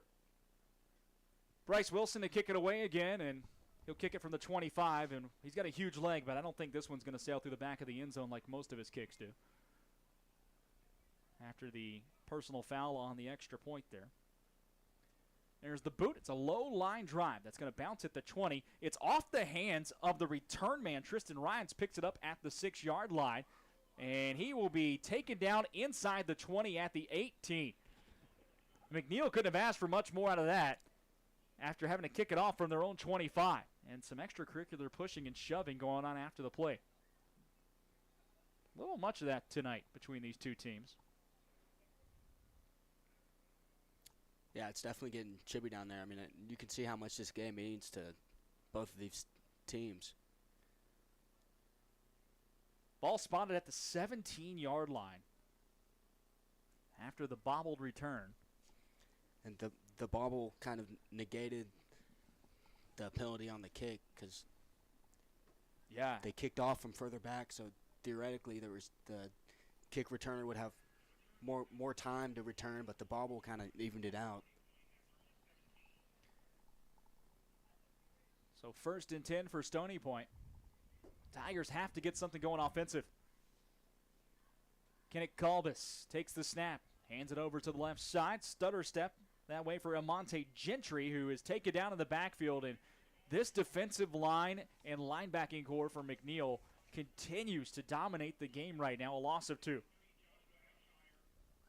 Joshua Abshir makes the tackle. I think that's Gentry's first carry on the night, but he's also a part of the Stony Point backfield. Has 28 carries for 177 yards on the year. 2nd and 11. Kalbus takes the snap, fakes the handoff. Now he takes it, tucks it and run. Breaks out the first tackle, but not the second. Just able to get a yard on the play. Cleaning it up from behind, Tony Shannon once again. We've called his name a lot tonight. He's been all over the field. Here comes 3rd and 10. Tony Shannon is really making his presence known in that backfield. And Cade and Patty got there first, kind of being a nuisance to the quarterback, and Patty came in and finished him off. 3rd and 10 for Stony Point. And we keep saying it, but every time we get in this situation for the Tigers, the play becomes bigger and bigger because there's plenty of time for McNeil to get more points before the half here. Blitz coming. Quickly thrown. That is caught on the little out route inside, but nowhere really to go. Out to the 23-yard line for Tristan Rhymes. No more. They'll be 3 or 4 yards shy of a first down at the 24. That was Aiden Taylor on the coverage, and now after Stony Point, you have a decision to make here on 4th down. Usually I'm not one who would sit here and say go for it inside your own 25, but down 3 touchdowns in a game where the offense has struggled a bit, you might want to think about putting one in the air, trying to go for this with 4th and 3 on the way. Of course, the opposite side of that coin is if you don't get it, you give the Mavericks a very, very short field. The Mavs called a timeout there after the play. Of course, Stony Point had the miscue early on in the game with the botched snap on the punt. You wonder how confident their coaches are in their punt unit.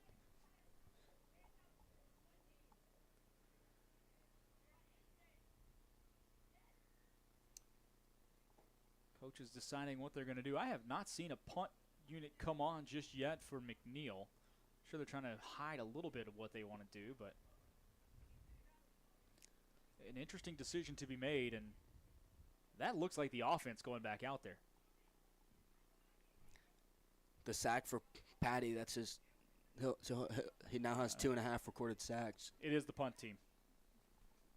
Noah Lopez drops back. So punt to decision made, rather, for Stony Point. Discretion probably the better part of valor here. Snap is good. Punts away. And a nice little kick from Lopez that turns over. It will bounce at the 46, take a Maverick bounce, and be downed right at midfield. Maverick defense really stepping it up here, Ike. The last 4 drives now for Stony Point have either been 3-and-outs or a quick turnover. And part of the reason they've been so effective is because they've been stopping the run, and they've been stopping the run on first down too. It feels like Stony Point has been playing from behind the chains for the majority of the night on offense. Yeah, Stony Point has just bursted open here in the second quarter with 3 touchdowns on the board. Actually, 4 touchdowns since the start of the quarter. Soltz looks to throw. Got a clean pocket. Tries to escape. The ball's on the ground. It's recovered by the Stony Point Tigers. Stony Point comes up with a strip sack and a recovery. The Tigers' number 9, Iverson Collins, comes away with it. And that's the break the Tigers needed to get back into this football game. Stony Point defense, making a statement there. They're not just going to roll over.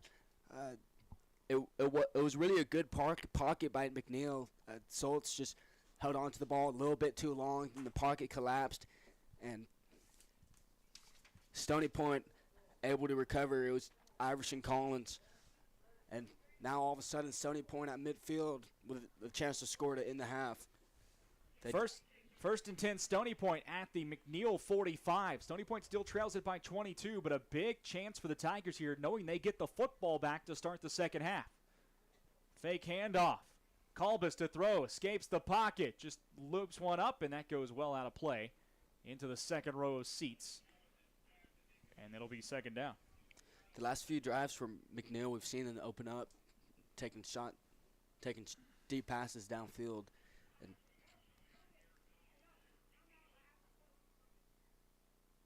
Yeah, it felt like the Mavericks kind of wanted to go for the kill shot there.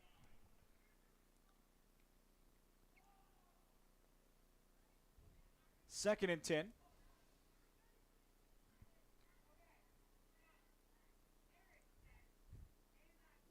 There's a handoff over the left side to Andrew Hill. And Andrew Hill finds his way out to the 42-yard line. Picks up about 3 yards. It'll make it third down and 7 to go. Stony Point, not too big of a rush here. Still 2.5 minutes to go in the first half. But they could really use some points before we go to the locker room.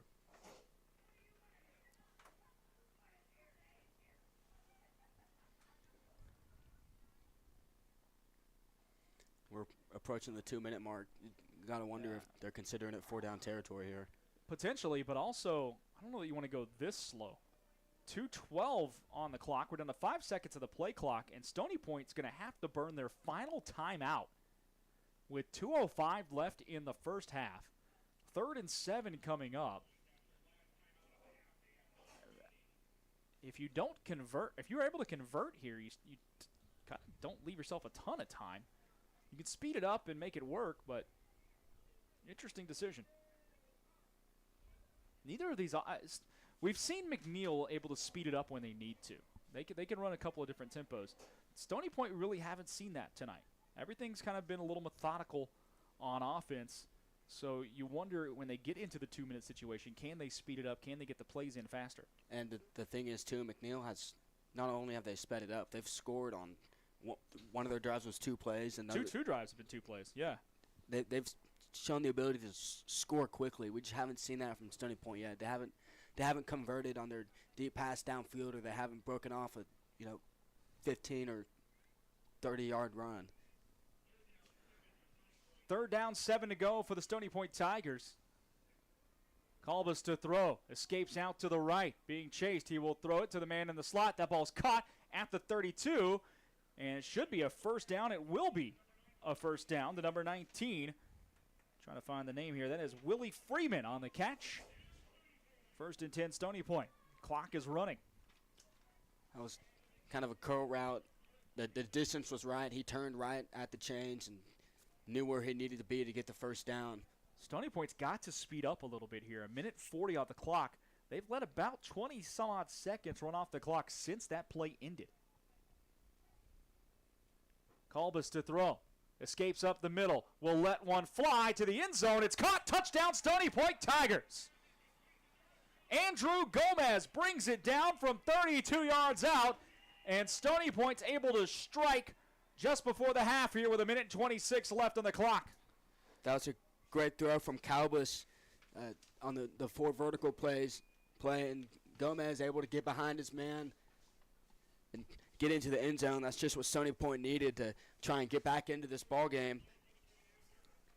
Gomez has been that's his first receiving touchdown on the year for Stony Point, and it couldn't have came at a better time. 32-yard TD pass.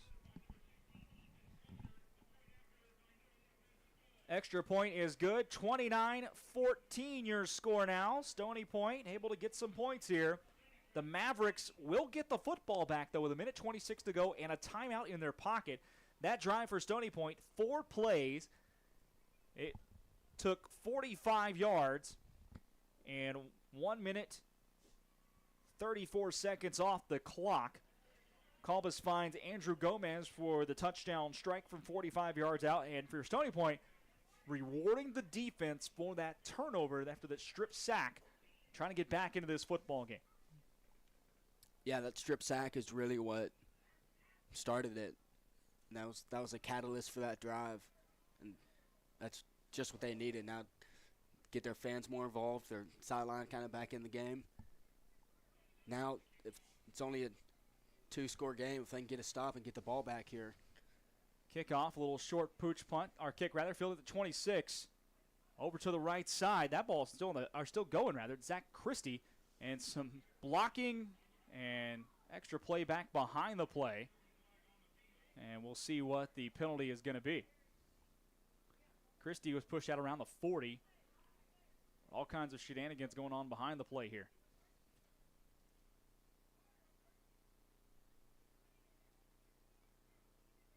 We await the call. A lot of flags here in the first half, Ike. Yeah, they sure have been quick to throw them.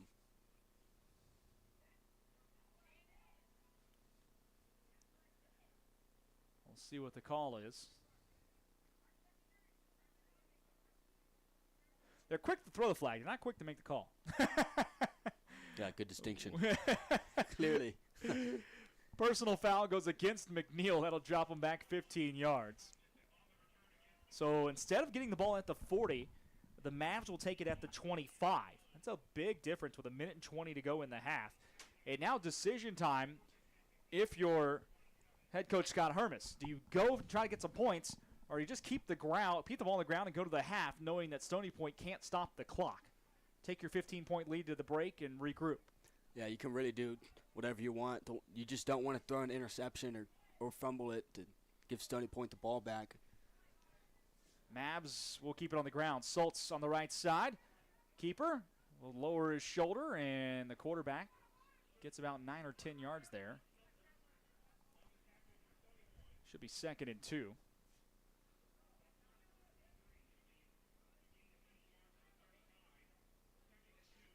Looks like McNeil's going to take their time, and if they break one, great. If they don't, they'll just head on to the locker room with a 15-point lead.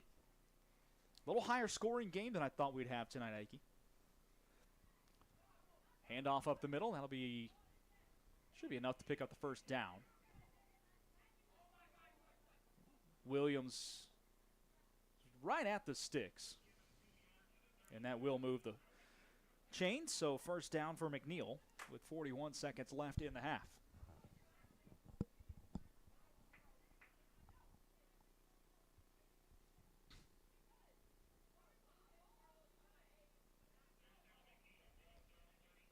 First and 10 now. Play clock moving again, as is the game clock. Probably the final snap of the half.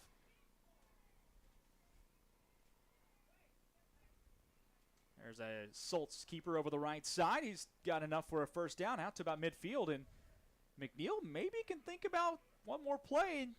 throw a Hail Mary here with 20-some-odd seconds to go, Ike.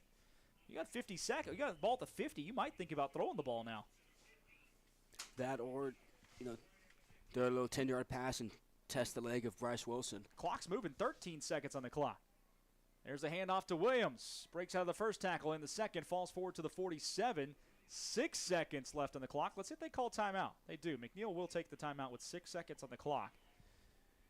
May think about throwing one in the end zone and just seeing what happens here.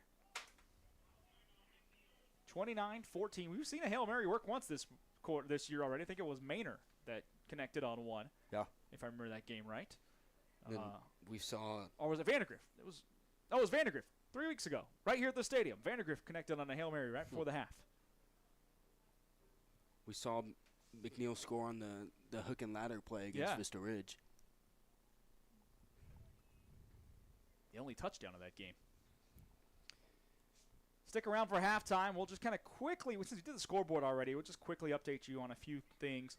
Have some ad sponsors and then let you catch the bands. Unfortunately, no crowd mic, as I'm sure you can tell by now, so we can't hear them, but we can let you watch, enjoy, and then we'll be here for the second half as well to bring you all the action of Round Rock ISD football. McNeil and Stony Point going at it tonight. If you're just joining us, a monster game in the district. Both of these two teams come in tied for 5th in district play. 4 playoff spots up for grabs. But the winner of this game probably has an inside track to a playoff spot and controls their destiny going into next week, assuming everything holds elsewhere in the district tonight.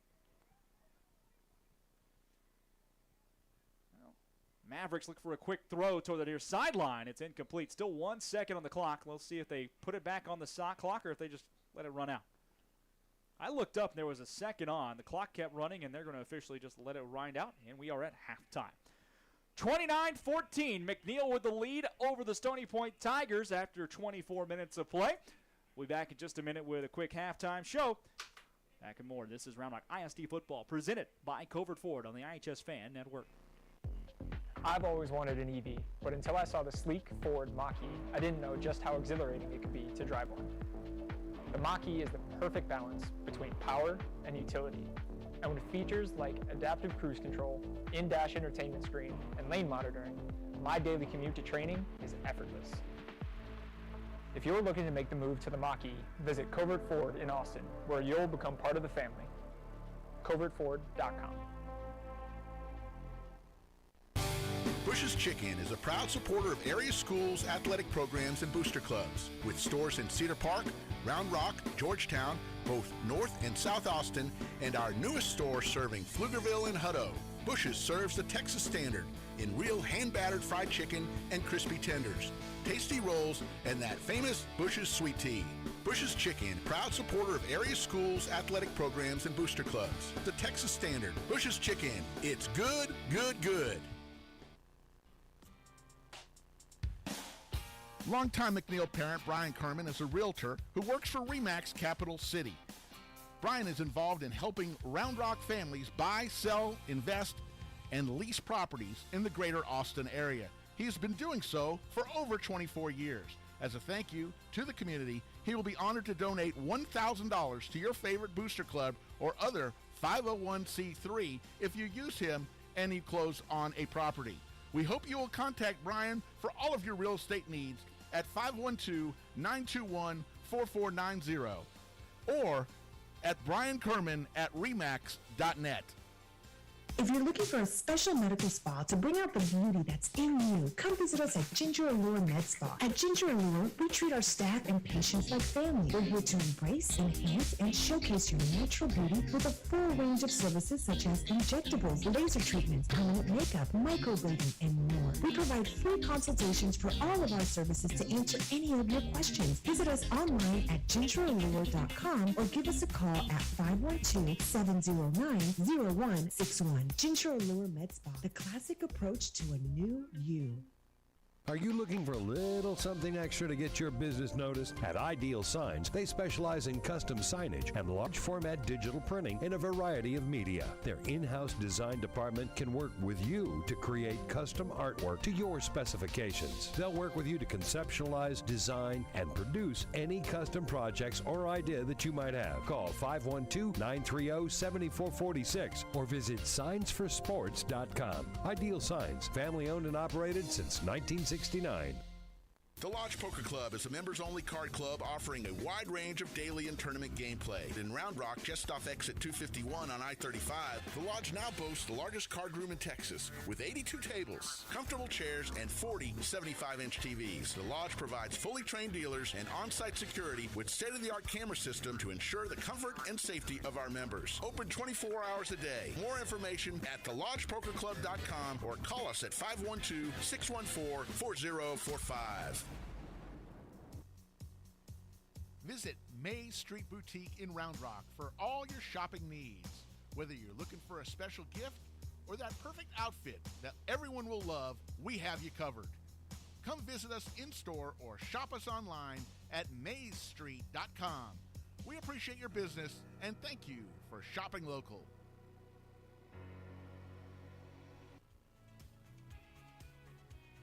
RJAC Pressure Washing, Epoxy and Stain. Veteran-owned and operated, serving Central Texas.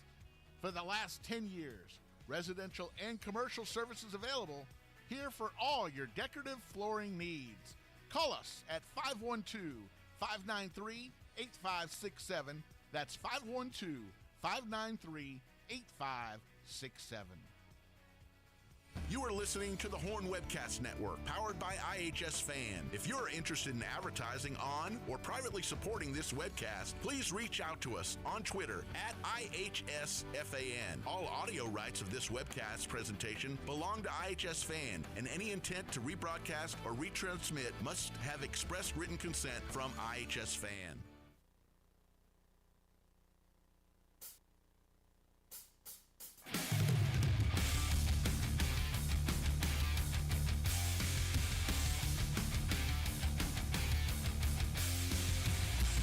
Halftime in Round Rock, where the McNeil Mavericks lead the Stony Point Tigers by a score of 29-14. Brad Tillery, Ike Kohler here with you on the iHSFAN Network. I said we'd let you watch the bands here at halftime, but it just hit me, Ike. There are no bands here tonight. I don't know what's going on. We'll try to find out here for you during the break.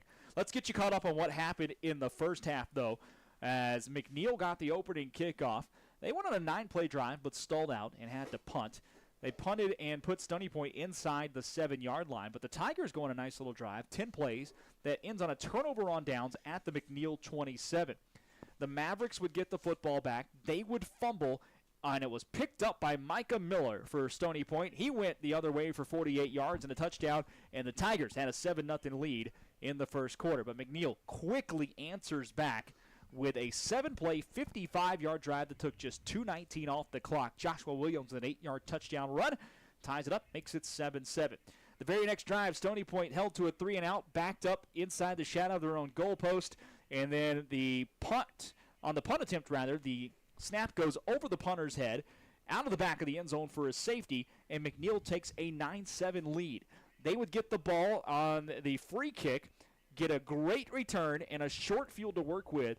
It took them just 5 plays and 26 yards to find the end zone. Jarrell Gary from a 4 yards out, 16-7, McNeil at that point. The McNeil defense really clamped down here at this point in the game, and this became a wild portion of the game for about 4 or 5 minutes where 3-and-out Stony Point, McNeil quick score. So 3-and-out for Stony Point, McNeil 2 plays later finds the end zone. It was a 50-yard touchdown pass from Soltz to Gary, Gary's second TD of the game. And that made it 22-7. Stony Point, first play the next drive for them. They would fumble the football. It's recovered by the Mavericks, and it took just 2 plays to get to the end zone again. Joshua Gaden, a 56-yard scamper, 29-7 in favor of the McNeil Mavericks. Stony Point again with a 3-and-out after that, but McNeil on their first play would have a strip sack fumble. It's recovered by Stony Point, and they're able to cash in on a short field from 45 yards as the quarterback, Kinnick Kalbis, is able to find Andrew Gomez from 32 yards out.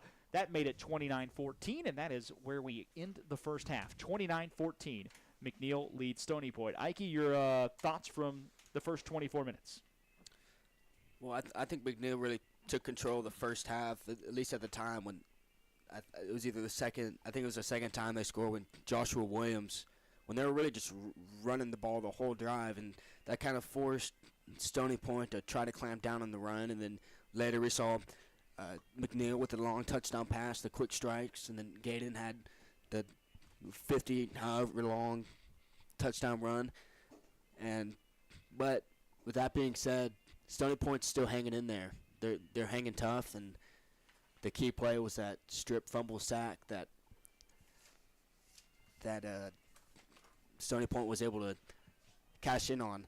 It hasn't been the prettiest football game. You know, there's been a couple turnovers. There's been a lot of flags thrown, but it could get real exciting, especially Stony Point is getting the ball to start the second half, so they're still hanging in.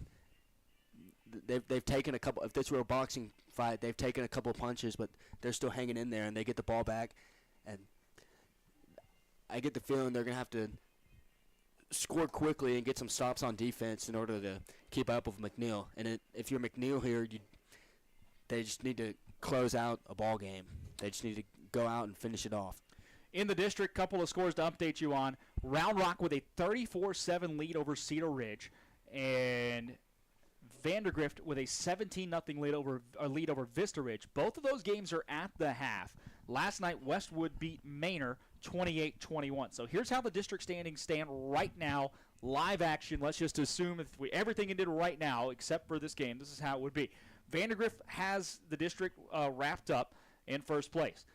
Westwood and Round Rock would be tied for second at 4-2 if the scores hold. Vista Ridge would fall to 3-3, and the winner of this game would improve to 3-3. But remember, both of these teams hold a head-to-head victory over Vista Ridge. So the winner of this game tonight, if all scores hold in the district, will move into a playoff position going into the final week of the season next week. So a big 24 minutes on the way when we come back from halftime. 18 minutes away from the kickoff of second half. We're going to step aside for just a bit, go take a break, and we'll be back in just a few minutes. Brad Childry, Ike Kohler here on the IHS Fan Network. So glad to have you along. Talk to you in 18 minutes.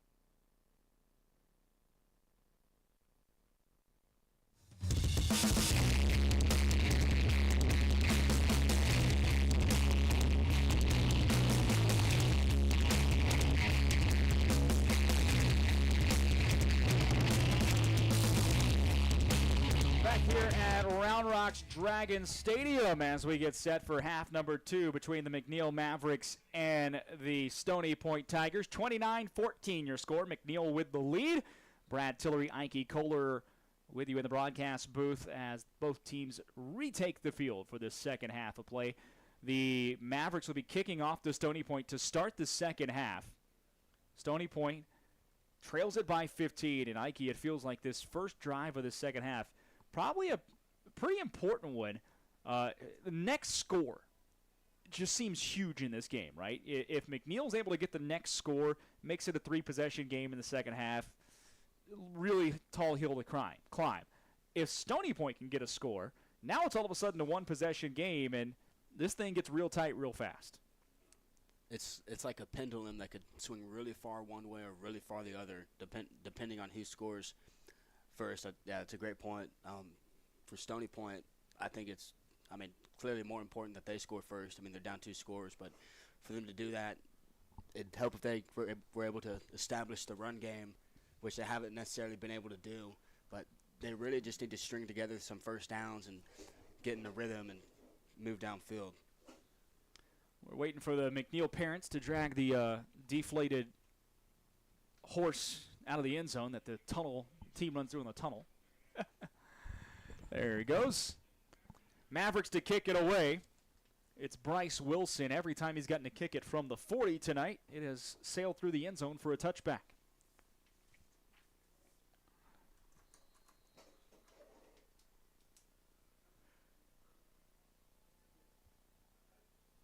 Wilson checks both sides of his coverage team. Here's the run up in the boot.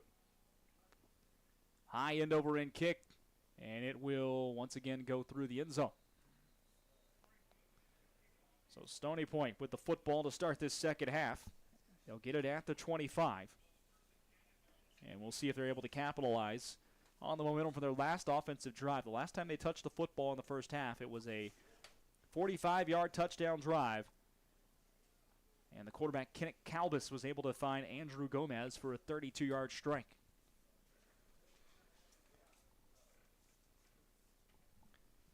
Calbus leads his offense on the field. Looks like Aaron Bolton, the running back, to his right. Man comes in motion. It's a handoff the left side. That's Amante Gentry, actually. And Gentry will be ridden down in the backfield and dropped for a loss of 7. This McNeil defense is just not letting anything happen on the ground tonight. Caden Patty did a good job of setting the right edge. He wasn't able to bring him down, but hey, that's okay. Number 42, Bobby Harland, came in right behind him and made the play. Huge tackle for loss there. Second down and 17 now. Heat coming up the middle. Drop back to pass, throw to the near sideline, and it's nearly intercepted. In and out of the hands of Cameron Green, who probably feels like he should have come down with that one. It hit him right in the breadbasket. Yeah, the ball was underthrown, and it's almost like Green had too much time to catch it. Just wasn't able to bring it in there. Gomez looked like he could have gotten behind Green, but the ball was underthrown. So Green's got a few interceptions this year, too. He's got pretty sure hands for a defensive back, so a bit surprising to see him drop that one. Here comes third down and 17 now for Stony Point on this opening drive of the second half.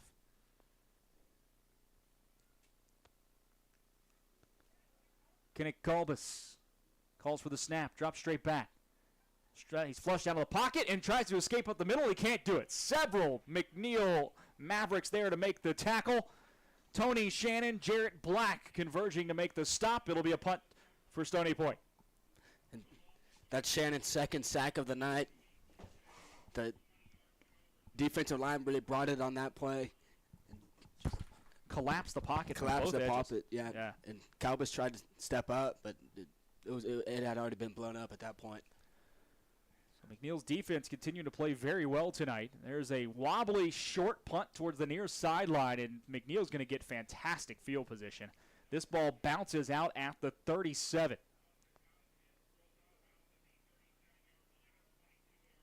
Just a 22-yard punt. And McNeil with a short field to work with to start their second half on the offensive side. You got to remember, Stony Point just has the one offensive touchdown tonight. Their first score of the game was a defensive scoop and score. It was another 3 and out to start the half, too, for their offense.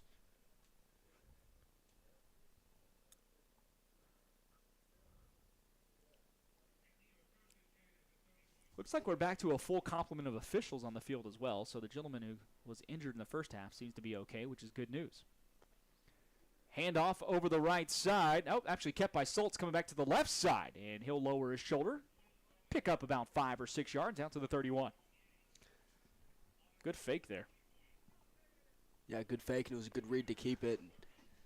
You'd see he's not scared to get hit. He took a couple sacks tonight, and on that play, he lowered his shoulder and tried to run over the defender. Yeah, that feels like a progression in the offense for McNeil this year, with Soltz keeping it a few more times and just becoming that running threat, opening up the game rather. As Williams takes the handoff over the right side, he'll get across the 20 into the red zone and down to about the 15. Big gain for McNeil and Joshua Williams. 16-yard pickup and a first down. Joshua Williams bounces outside. They're going to go quick here. Pistol formation. Williams with a handoff again up the middle. And he's met near the line of scrimmage. Maybe picks up a yard or two.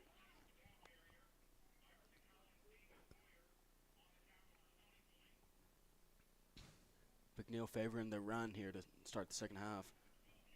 3 run plays in a row. 2nd down and 8 from the 12 now.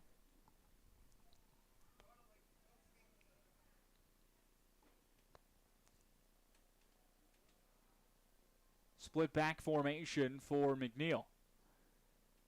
There's a handoff over the left side and upended on the end around was Joshua Gaden. Maybe picks up a yard. It'll be 3rd down and 7. McNeil can get a new set of downs if they could find the 4.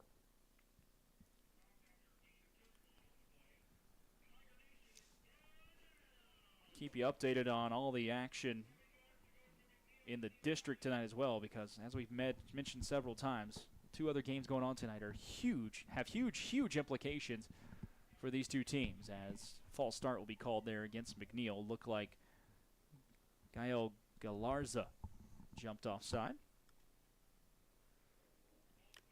Now McNeil being up 2 scores, 29-14. That's 15 points. A field goal would make it a 3-possession game. And Bryce Wilson has shown throughout the year that he's a reliable place kicker. Yeah, he's perfect from the field this year, both in extra points and on his field goal attempts.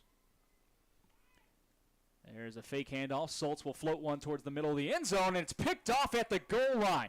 Brought out to the 2, and an interception made by Stony Point will stop this drive cold. Shane Werner picks it off and is able to stop the McNeil attack.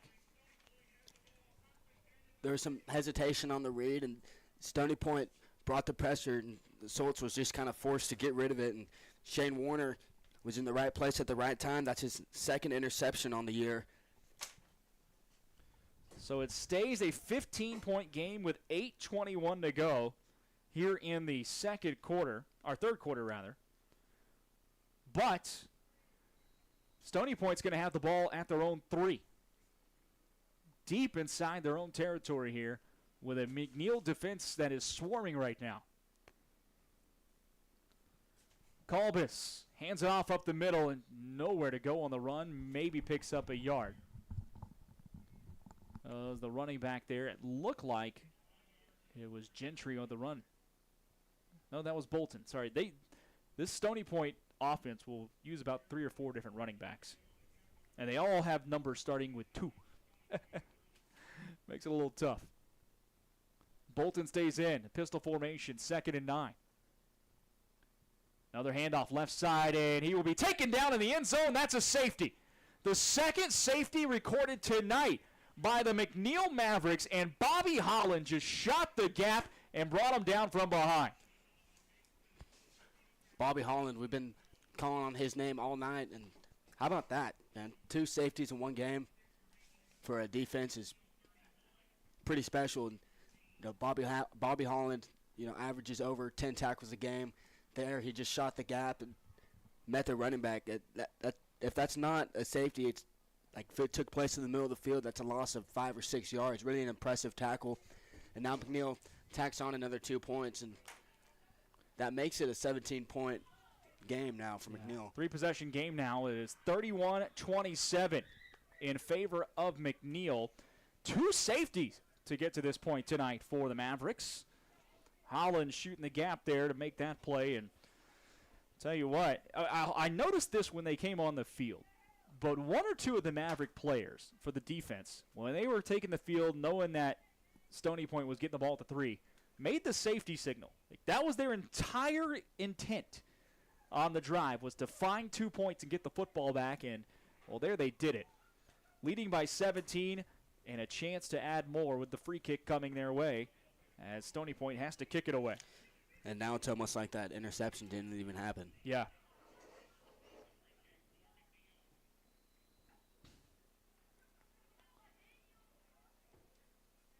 (31-17). Here's the kickoff. End over end. Fielded by Aiden Taylor right around the 30-yard line.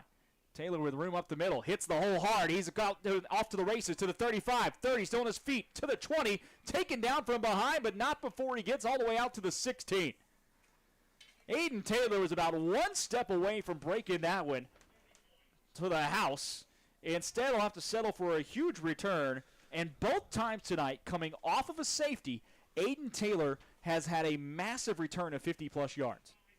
And that's a huge part of McNeil. Every offensive drive, they've had outstanding field position. And after the safeties, it's exponentially important now that McNeil's already in the red zone inside the 25. 17-point game and a chance for McNeil to really extend this lead here. They have it in the red zone at the 16. Soltz keeps it around the right side on the keeper. Catches a block down the sideline to the 5. Lowers his shoulder. Dives for the pylon. He is into the end zone. Touchdown, McNeil Mavericks. Jaden Soltz with a 16-yard keeper around the right side. And the Mavs will tack on 6 more. That was a pretty play to watch by Soltz. It was a good read, and he saw it the whole way. He had to beat the defender there, and he dove for the pylon.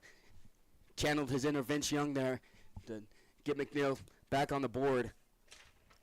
Soltz has really taken control of the offense. Here's the extra point on the way. It is up, and per usual for Bryce Wilson, it is good. 38-14 rather.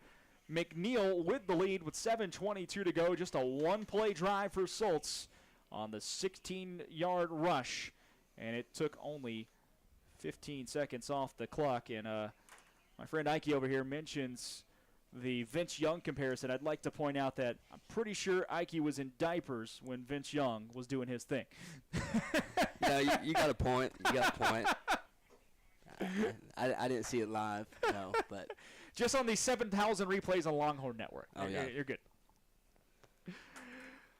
Well, McNeil with a commanding lead here, leading by 24. That was Soltz's first rushing touchdown on the year. I tell you, we've seen McNeil a lot this year. That's been our primary team that we've called for Round Rock ISD. His growth from game 1 to now has been pretty incredible to see. It's been a large leap if you look at the 8-9 games he's played this year. It's been more. It's been more consistent, at least in this game. So like on running the ball, he's not just occasionally popping off for like a 10, 15-yard run. It's a consistent staple in the offense now. Bryce Wilson to kick it away. And this will once again roll all the way through the end zone. And a touchback. And that's just, that's an unsung weapon right there in Wilson too, because anytime you can just keep booting them through the end zone against an offense in Stony Point that, quite frankly, has struggled to move the ball most of the night, give them long fields and say, hey, if you can go 75 yards, do it. But it makes the job for the defense a little bit easier. And Stony Point was only, I think, crossed midfield only one time when they scored. Maybe twice, but twice on the opening drive, they got down to the 27. And then, the touchdown drive where they actually started on the other side of the field. But that's it. You're right. Otherwise, they have largely lived in their own territory tonight. Kenneth Kalbus in the pistol, sends a man in motion.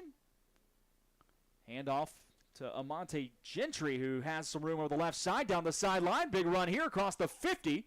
And a good run for Gentry to start this drive. He'll pick up 25 out to midfield.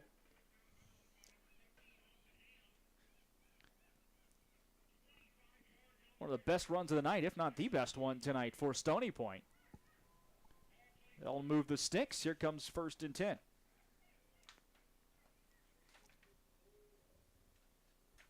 Some good blocking out there to get Gentry into space.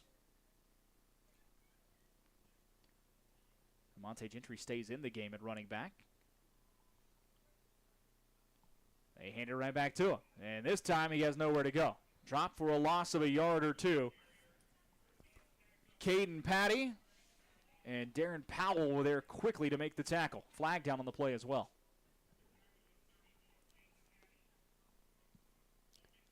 Flag down was in the backfield. We'll see what the call is.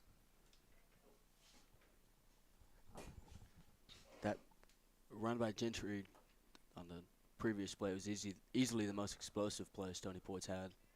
Outside of the touchdown pass. Outside of the touchdown. Yeah. That's right. Penalty's going to go against Stony Point, so it'll back them up. A 15-yard penalty at that. I didn't see what the call was. Blindside block is the call. So that backs up Stony Point to their own 35. It makes it 1st down and 25 now for the Tigers. 38-14, the McNeil Mavericks with the lead over Stony Point tonight. 7:05 remaining in the 3rd quarter. And maybe the story of Central Texas football beginning to unfold here. Drop back to pass and sacked once again in the backfield. Dropped for a loss. Jarrett Black, the linebacker, in to make the tackle. Kenneth Kalbus was trying to unload it and he couldn't do so. Drops him at the 25 for a 10-yard loss. Tony Shannon got a sack earlier. It's Jarrett Black's turn. Just ripping into the backfield. It is 2nd and 35. The blindside block really hurt them.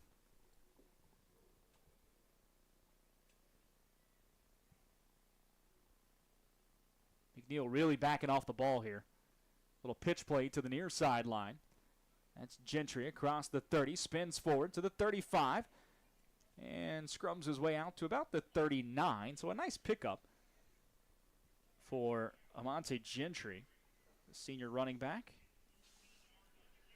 14-yard pickup, but it's going to be 3rd down and 21 still.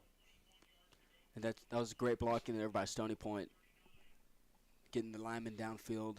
The cornerbacks and the linebackers were playing more than 10 yards off the line of scrimmage. Yeah, I like the play call. Just might as well give it to Gentry, to the hot hand, get some yards. 3rd in the domain here for Stony Point. Drop back to pass again. Kalbus tries to escape in the middle. He does. He tucks. He runs. There's a flag down behind the play as Kalbus is tripped up at the 44. It was Tony Shannon, the defensive lineman, making the tackle from behind. I'm assuming this is a hold based on where the flag was thrown. If it is, McNeil is going to decline it and take the down and make it 4th and forever.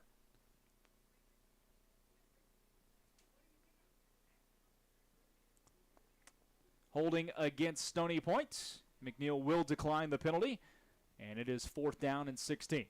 And this, even though Stony Point's still going to kick it away, I was wondering if they might think about going for this. It's down 24. 5:19 to go, though, Ike. Still technically a 3-possession game. You got to think about when are you going to start going for this, because this is the season. When you think about playoff potential, this is basically an eliminator game tonight. There's the snap. Fielded well and punted away. Low line drive. It'll bounce around the 30-yard line. Everybody from McNeil just getting away from it as that ball settles around the 23-yard line.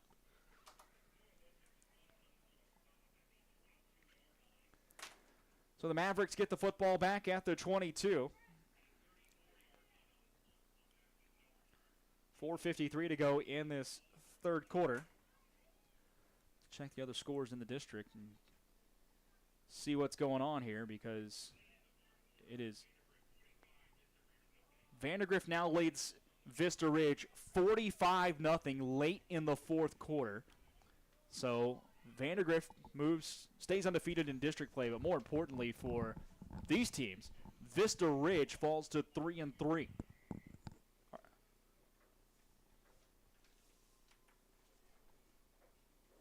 Meaning whoever wins this game tonight will move ahead of Vista Ridge in the standings based on a head-to-head tiebreaker. Handoff up the middle, and that's Joshua Gaden finding his way out for about 4 or 5 yards. Other game in the district happening right now, and this one we can just wrap up as well. Round Rock will beat Cedar Ridge. It is 48-7 with 2 minutes to go there at Kelly Reed's Athletic Complex. So we kind of know what's going on now and what is at stake, and it's what we suspected tonight. The two teams that won in the other games tonight have won with a couple of minutes to go, but we're just going to essentially say those games are over here on 2nd and 5. Quick little throw to the far side. That ball's caught in the bubble screen, and it's Zach Christie towards the sideline with a stiff arm, and he finds his way out to the 40-yard line, and a flag comes in after the play as well. This might go the other way. Christie had his hand up in the face mask, and wondering if he grabbed and twisted on the face on the stiff arm there. We'll see. That was a quick pass to the outside to Christie, but holding face mask. Nope, they call it against Stony Point. Sorry about that. Didn't mean to cut you off there, Ike.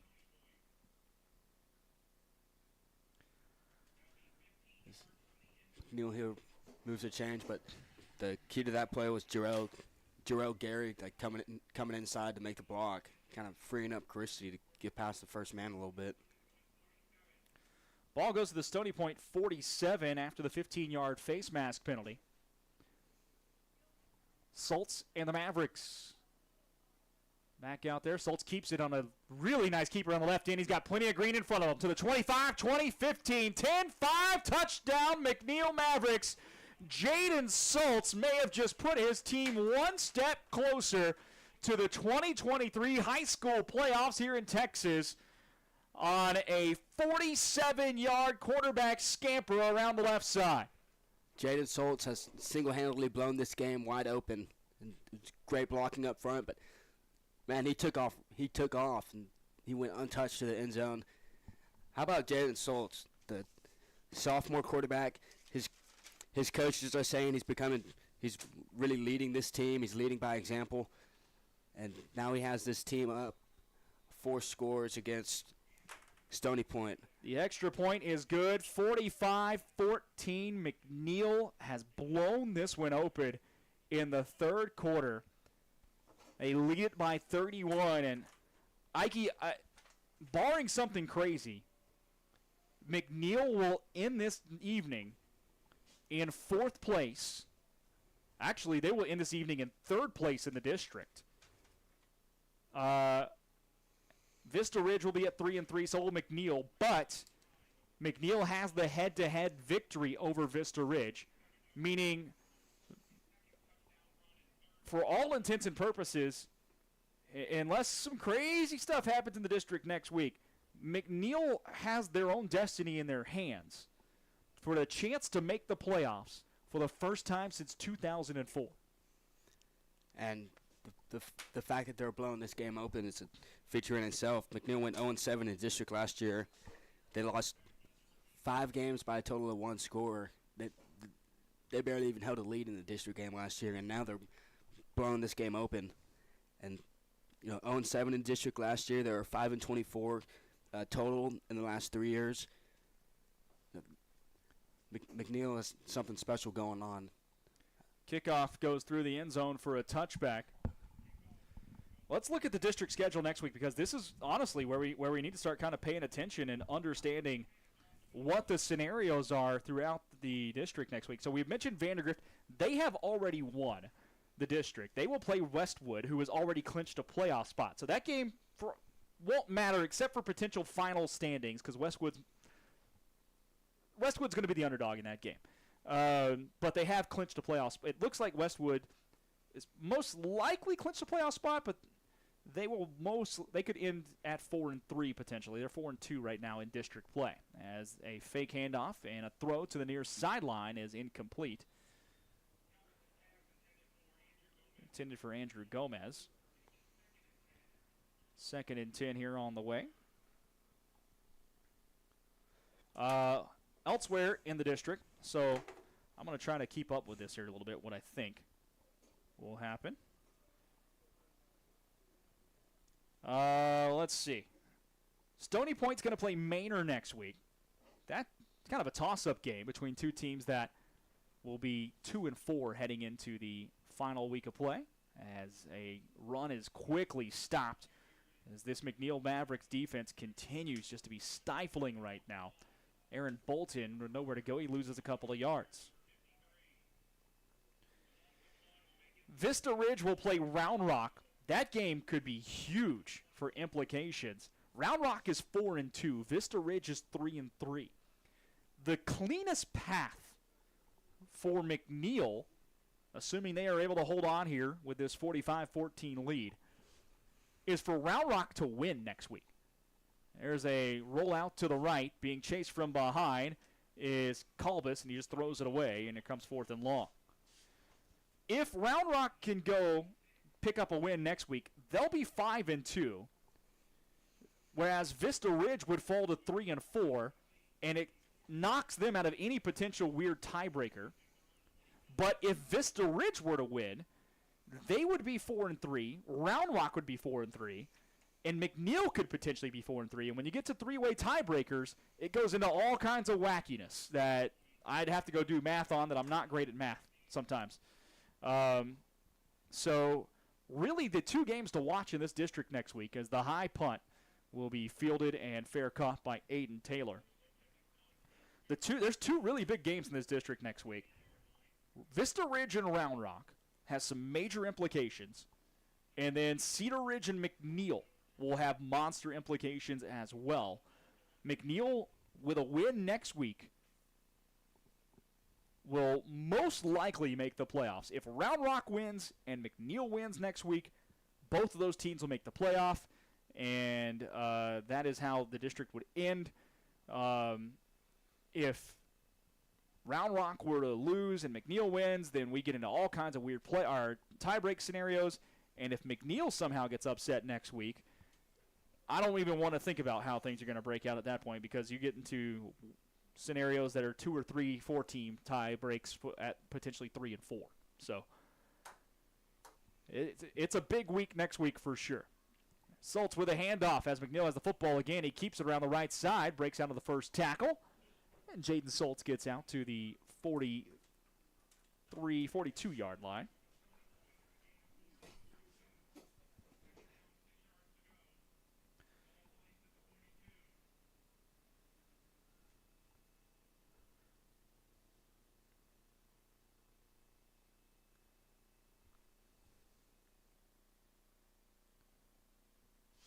Second down and about 6. High snap. Sultz keeps it again up the middle. Pretty decent hole, but it's closed up quickly.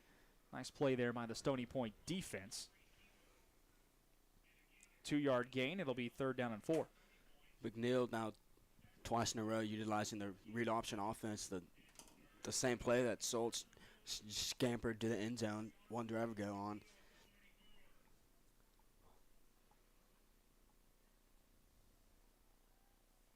And if, for whatever reason, if it does end up being a 3-way, 4-way, all these tiebreakers, this game could be huge for McNeil's point differential. Handoff up the middle. Yeah, you're right. Joshua Williams picks up the first down on a gain of about 6. Now, it's weird, though, when you get into point differentials and the way the tiebreaks work, you can only have 17 points as a max points differential per game. So this would cap out at 17, but if you can hit the cap, that does make a difference.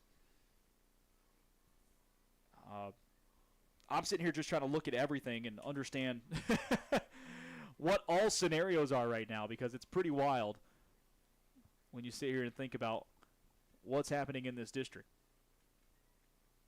Quick throw to the far sideline. That one on the bubble screen is caught and brought into Stony Point territory. Looked like Jarrell Gary on the catch and run. He's out to the Stony Point 48.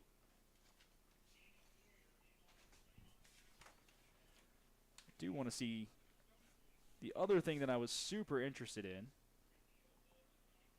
because I don't remember, and maybe you do, Ike, but who won the Round Rock versus Westwood game this year? Because that matters right now. Round Rock beat Westwood 24-21. So Round Rock's going to be in second place in the standings tonight. Westwood will be third. Soltz keeps it around the left side here, trying to find some space, and he's upended at the 48-yard line. Maybe got back to the line of scrimmage. That was a great tackle by number 3, Shane Werner. Good open field tackle. Soltz was trying to get the corner, but Werner cut him off. Werner also has the interception on the night for Stony Point.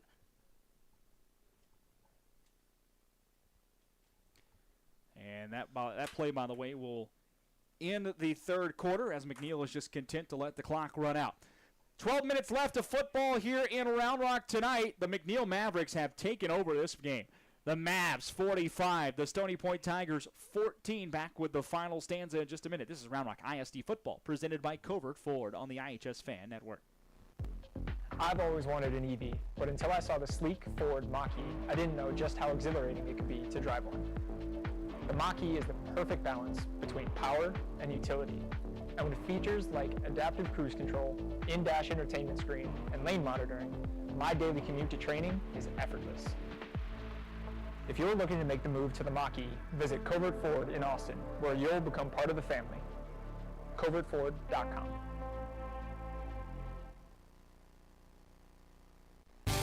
Bush's Chicken is a proud supporter of area schools, athletic programs, and booster clubs. With stores in Cedar Park, Round Rock, Georgetown, both North and South Austin, and our newest store serving Pflugerville and Hutto. Bush's serves the Texas standard in real hand-battered fried chicken and crispy tenders, tasty rolls, and that famous Bush's sweet tea. Bush's Chicken, proud supporter of area schools, athletic programs, and booster clubs. The Texas standard. Bush's Chicken. It's good, good, good. Back here for the start of the fourth quarter, and the handoff up the middle picks up about 5 or 6 yards out to the 46 of Stony Point. McNeil with the ball. It will be fourth down and about 4 yards to go. We'll see what the McNeil Mavericks decide to do. Start of the fourth quarter, the Mavs lead it 45-14 over Stony Point tonight. And McNeil's going to go for this. Maybe try that pooch punt they did earlier as well. They did do that one other time tonight. And that's what it looks like they're going to do. They're going to back this up and kick it. Soltz takes the snap. There's the little pooch punt with nobody back to field it. Ball will bounce and roll inside the 10. Continue to roll inside the 5. And we'll settle down around the 3 or 4 yard line. So well done there by McNeil. Jaden Soltz just drops it down beautifully at the 3 yard line. 11-10 left in the ball game. Stony Point will take back over. So doing some quick math here. I said one game to pay attention to. Stony Point also plays Manor next week. Those two teams are both 2-4. But that could make a huge game. Because if McNeil does not beat Cedar Ridge, then Stony Point, one of Stony Point or Manor would be at 3-4. McNeil would then be 3-4. And somebody, whoever wins that whoever had the head-to-head win out of those two would theoretically win the division or get in. Sorry. As that handoff goes out the middle, maybe picks up a yard. But also there's another catch here. Vista Ridge, we mentioned them as well. They're 3-3 going into next week. They play at Round Rock. There is the potential, if McNeil were to lose next week, that you have a 3-way tie for the final playoff spot or two in the district. So there's ways that things can get crazy real fast. The cleanest thing for the district, as we will continue to talk about it, 2nd and 7 here. Handoff over the left side. Little room looking to cut up field. Nowhere to go. The ball comes out late. McNeil picks it up. They take it in the end zone. Is this going to be a touchdown? It is. The Mavs with a defensive touchdown on the scoop and score from about 5 yards out. Who came up with the football there? I didn't see it. I saw the ball come out. I saw it was picked up and scored, but I didn't see who actually picked it up. I didn't see who picked it up, but regardless, another defensive touchdown for this McNeil team. It was number 28. I think it was 28. Reed Hoyle, who was carrying the ball. It would have been his first carry on the night, but he was hit on multiple fronts, and the ball kind of popped out at the end. Well, McNeil adds on to the lead. The touchdown will stand. It is 51-14, pinning the extra points.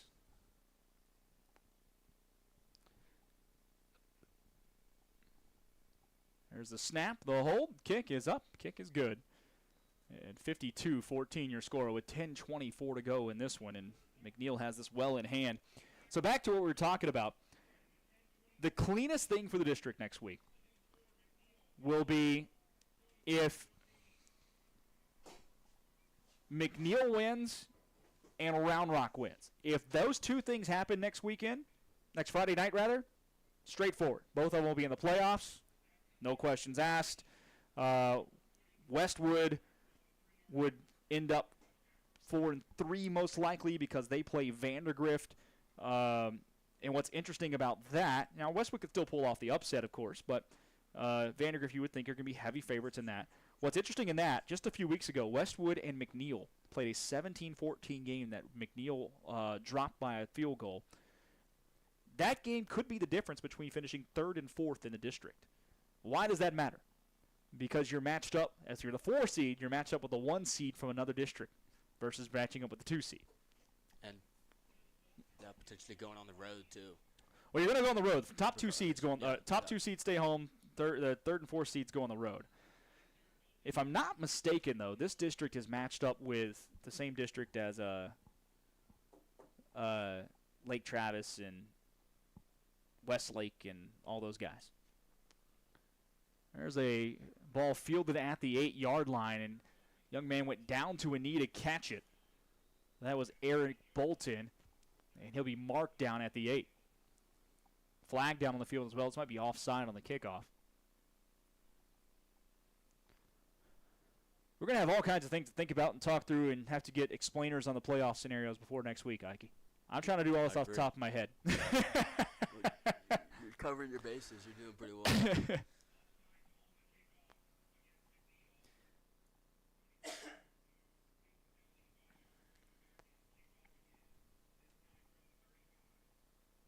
Well, they're going to make them kick it again.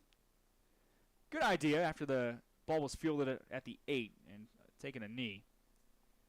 So take the penalty, back him up 5 yards, and force Bryce Wilson to put his boot into it from the 30. This will be the most points we've seen McNeil score all season. First time in the 50s. But it feels like their offense is getting hot at the right time of year. Everything's really coming together. Well, elsewhere in sports tonight, we've given some high school updates. Some other thing going on in Texas called the World Series tonight. Little thing happening up in Arlington. The Arizona Diamondbacks with a 5-3 lead in the top of the 8th.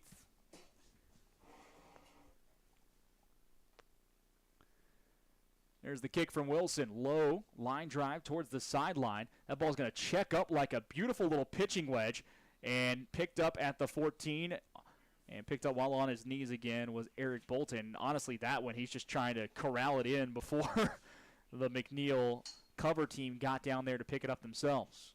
Ball 10-11 to go in the ball game. 52-14. McNeil with the lead.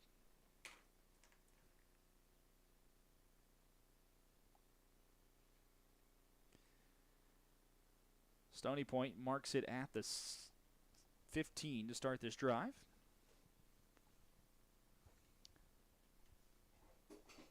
Yeah, Ike, you mentioned the point total, but I think this is McNeil's most complete performance all season long on both sides of the ball. Just putting everything together tonight. only allowed one offensive touchdown.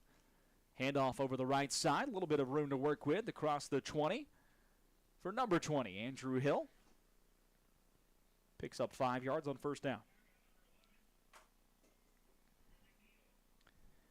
Mavericks has subbed in several of their backups here to get some playing time, with the 38-point lead late in the fourth, or halfway through the fourth quarter here.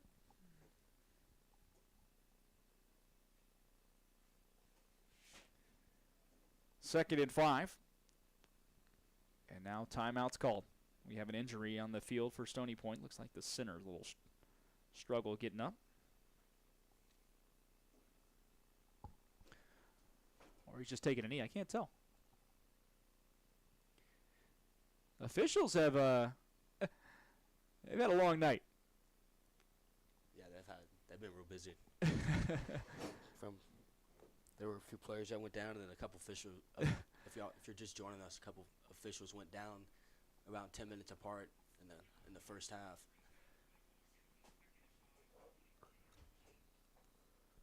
Play clock had to be reset. Here comes second and 5.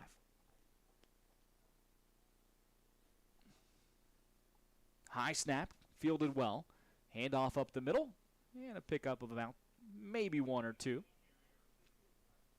Some extracurricular after the play is over. Now some pushing and shoving going on. Uh-oh. Got to get a handle on this one. And a late flag comes in as well, as there's a player slow to get up for Stony Point. No need for that. This game is well in hand. And nothing you want to see on the field out there now.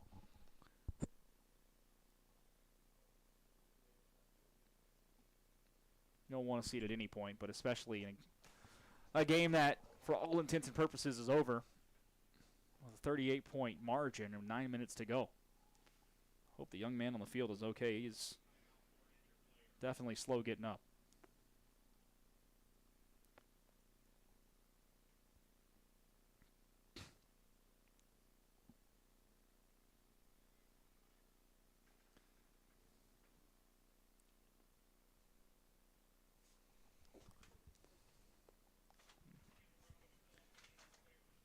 Player's going to need some assistance getting off the field, and we'll hope that the young man's all right. And now the officials will have to huddle and confer and see what the penalties are.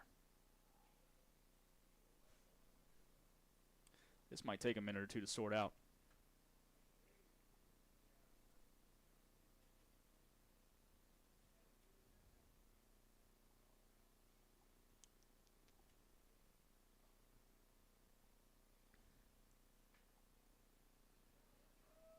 Looks like it's going against Stony Point. Now Stony Point catches the flag there. 15-yard penalty. It'll be third down.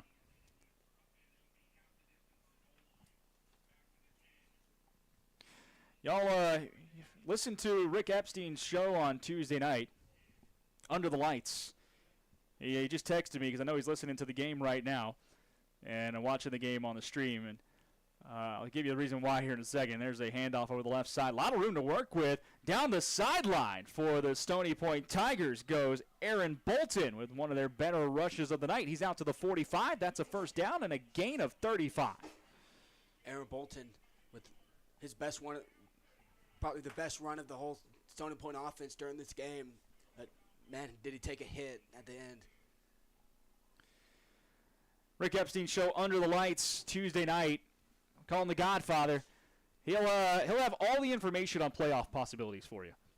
Where teams might end up, what brackets they could end up with if they are able to make it. As the throw is complete on a little swing route to the right. And taken down inside the 34 to the 35. Number 4, Aiden Wheeler on the reception as the backup quarterback looks to be in there for Stony Point. That's number 34 throwing the pass is Mason Troyer, a sophomore quarterback. 21-yard gain to the 34-yard line, and McNeil playing a little, or their defense rather, on their heels a little bit for the first time in a while. First and 10 now for Stony Point. Left side with the run. Aaron Bolton Tries to turn the corner. He's pushed out of bounds, and it'll be hit late. They'll say that push came about 2 steps after he had already gone out of bounds. It was a pickup of about 4 or 5, and it's going to add 15 more. Another late hit out of bounds. We've seen a lot of penalties happen really after the play is over. Yeah, it is a chippy game tonight.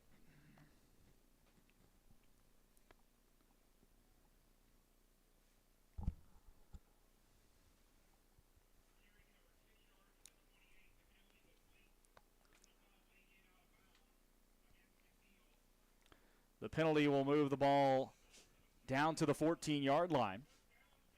So Stony Point into the red zone now. I think this is the first time they've been in the red zone all night, Ike. Their touchdown came from well outside the red zone. Right. Or both touchdowns. One was a fumble recovery. The other was a 32-yard touchdown pass. Snap is a little high to the right. Quarterback's able to pull it down. And really just a nice job there by the backup Mason Troyer to get his hand on that and stop it. Otherwise, that's probably 10, 15 yards behind him, and McNeil may be falling on it. Yeah, good on him for just keeping the play under control, keeping his wits about him, and he saw there was nowhere to run, just took a seat. Well, speaking of other football games, Ike, you're heading to the game downtown tomorrow. Yes, sir. You're going to see BYU in Texas. I am. I'm making my first college football game of the year tomorrow. Usually I sit on the couch and watch them all day. The handoff is actually bobbled. It's picked up on the bounce, though, by Aaron Bolton over the left, and he goes to the 6 or 7, just a couple of yards shy of the first down.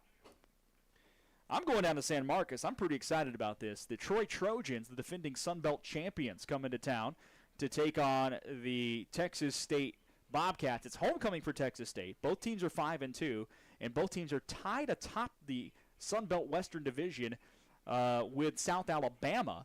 If Troy can win tomorrow, they'll have a major rivalry game next Thursday night against South Alabama for the division lead.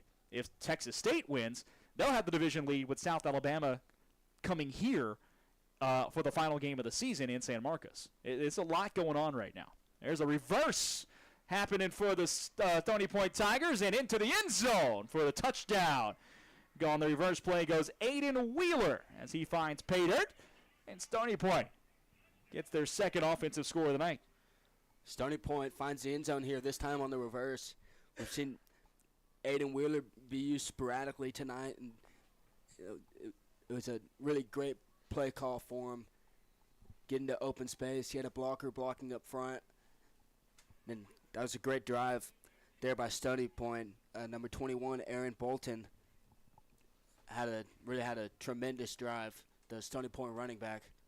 Extra point is up and good, and it is now 52-21 as Stony Point gets the touchdown and the extra point. Still trailing by 31 points in this contest. However, good to see the offense find the end zone there. 6:41 left in the contest. Other games around Texas tomorrow in the college ranks. Houston is on the road. They're going to play at Kansas State. Kansas State's starting to turn it on. It look like the team they were last year that won the conference. We mentioned Texas hosting BYU. And that's it. Everybody else in the state, I think TCU's off this week. So is Texas Tech. I can see. Let's see what's happening real quick down in the American. UTSA, they're going to host East Carolina. And then this could be a shockingly decent game. Rice will host Tulane. Tulane's been struggling a bit lately. They're winning, but they're not winning by the margins you would expect them to. Rice has been a plucky football team this year and a hard out for everyone. Ask Houston about that one. And then SMU will host Tulsa, up in Dallas. So it's pretty decent games around the state tomorrow. But I'm telling you, Ike, I got tickets to the best game in the state tomorrow. Just top to bottom from a college football, competitive standpoint, I've got tickets to the best game in the state. Well, and the winner will be bowl eligible too. Yeah, winner's going to be Troy last year. If you don't watch much Sun Belt football, and I get it, most people don't. I'm a junkie. I watch all the college football I possibly can. I was up till 2 in the morning last week watching Big Sky football. But Sun Belt, a lot of these kids that are fringe SEC players or maybe even former SEC players. In fact, the quarterback for Texas State, remember the Auburn-Alabama game 2 years ago that went to 4 overtimes? Mm-hmm. That's the same quarterback that started that game for Auburn. T.J. Finley. He was a five-star recruit out of high school to LSU, transferred to Auburn, and now he's playing as a redshirt sophomore for Texas State. So you get a lot of these guys that have played in the SEC or maybe fringe SEC's prospects that want to stay close to home, and they go to these schools in the Sun Belt. The Sun Belt's a really good competitive league. As the handoff here goes up the middle, and it's a nice little 6 or 7 yard carry. Jordan Moore with the carry. Yeah, it's a real good competitive league, and, I don't think you have to tell too many people in Oklahoma about it because South Alabama went to Oklahoma State just a few weeks ago and took them to the woodshed. That's right. Yeah. Took them to the woodshed. I remember seeing that score. Texas State took down Baylor in week 1. There's some good football in that league.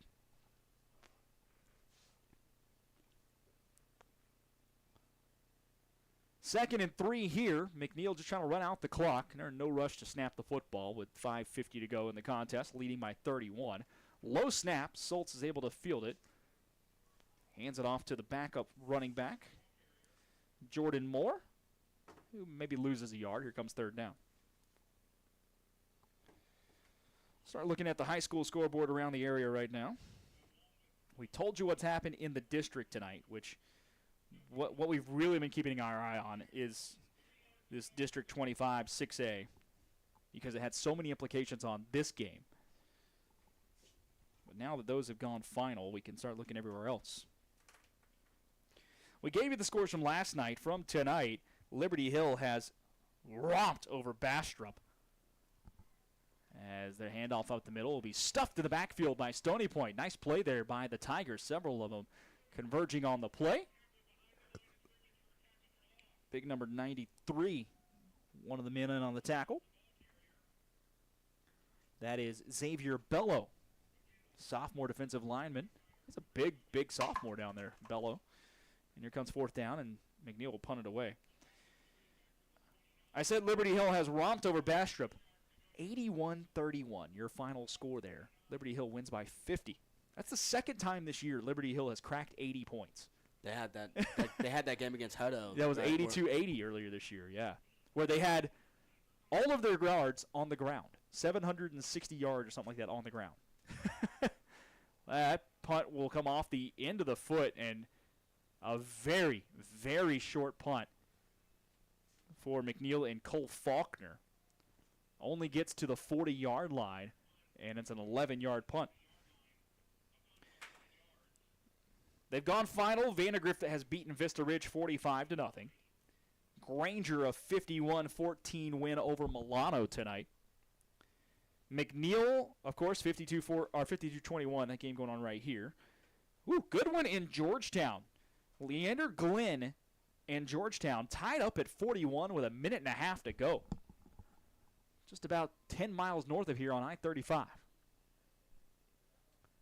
Nice little stadium at Georgetown if you've never been over there. Birkelbach Field. Very, very nice stadium. I've been over to their baseball field before, but there's a escape up the middle. Now looking to throw. It's a wobbly pass that's going to float. It's off the hands and incomplete. Ian Nieves for McNeil nearly had the interception. Instead, it's second down and 10.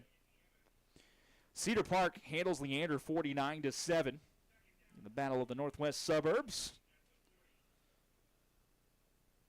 Round Rock all over Cedar Ridge, 48-7, that game here in this district.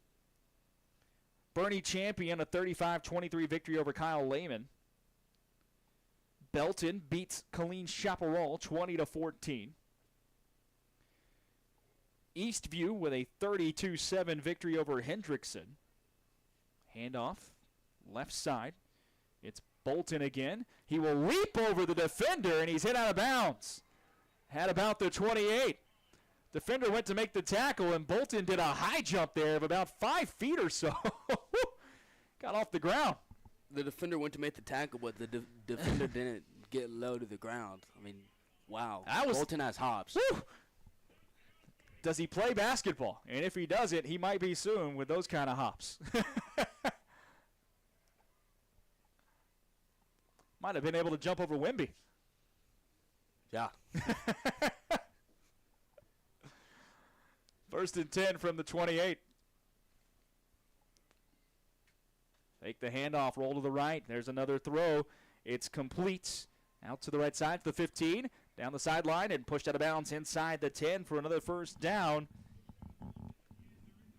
Penalty marker down on the play. That was number 4, Aiden Wheeler, on the catch and run. Tied up at the half, Bryan and Hutto at 28 apiece. I think that game got started late because of the storms that went through the area. Holland, 36-32 victory over Schulenburg. Dripping Springs taking care of Del Valley 38-3 late in the fourth quarter there. Whew! Your LBJ Jaguars, they're doing work tonight. Have you seen this score? I imagine it's pretty high. Take a guess. They're playing Eastside. 70-0. You're close. 75-0. 75-0. Midway through the fourth quarter. Hold goes against Stony Point, so the play will come back. Lake Travis all over Austin High, 62-14 midway through the fourth. Buda Johnson, a 49-7 win over Aikens. Westlake Chaparrals, they will shut out Bowie, 62-0. Bowie, that's a little surprising. Just last year, Bowie was one of the top 10 teams in the state, and they played Westlake pretty hard tonight. Westlake takes it to them. Thrall, a 14-6 lead late in the game over Hearn. Taylor all over Canyon Lake, 59-21. Florence, 41. Buffalo, 7. That game in the third. Little River leads Rockdale 35-14 in the fourth. Gerald, a 55-0 lead over Maynard New Tech. 3:45 to go here. First down, 27 after the penalty. Belton with a handoff, and he'll pick up 2 or 3. Yeah, a note about the district LBJ is in with Eastside, Crockett, Navarro, Travis, Austin ISD. The reports are preliminary now, but essentially the AISD schools will not be may not be required to all stick together. Oh, okay. Because generally those schools out, they all have 4A numbers, like 4A D2 numbers, but Austin ISD petitions them up. There's a to quick 5A. quick little swing pass to Bolton. He'll get out to the 33-yard line. Third down coming up. Yeah, as we see Bolton using the passing game there, but you were talking about AISD. They're going to keep them. They're going to maybe separate them next year. They're going to allow the schools to drop down to 4A and to drop down to their enrollment level, because LBJ has 4A D2 enrollment, but until they went down to D2 a few years ago. So who would that potentially put them in a district with? So the last time they were in D2 was 2021, and they were in a district with Fredericksburg, Lampasas, Canyon Lake.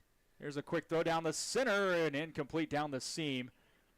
Intended for Aiden Wheeler, but the quarterback Mason Troyer just couldn't find him down the seam. Here comes 4th and long.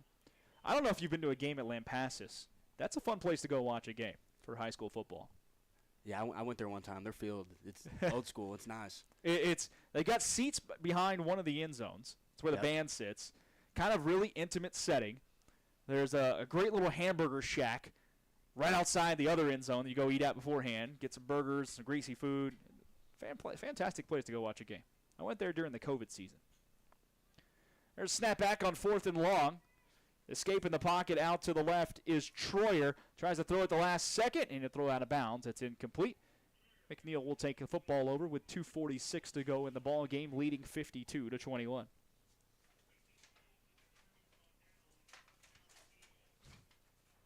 That would be a really interesting district for LBJ, especially if they're able to move down into that. Right. I feel like that would be a very competitive district and level for them. But, they could also do some real damage because LBJ, they made some runs the last few years at the 5A level. But if their enrollment level would let them play 4A, then you never know. Yeah, right? Well, in it was either 2020 or 2021. My senior year of high school when they dropped down to 4A, and that's when they made it to the state semis when they were in that district. And the following year, they made it to the finals. But when that team made it to the state finals, they beat Liberty Hill, who played in the 5A D1 or D2 finals. 1st and 10, there's a handoff, and that's going to go nowhere as backup running back for McNeil, we stacked up Jordan Moore. McNeil's just going to let this clock roll as much as possible. 2:28 to go, 52-21 the score. Mavericks will leave here with a win and most likely control their own destiny heading into next week as they look to make the playoffs for the first time in almost 20 years. 2004, the last time they saw the postseason.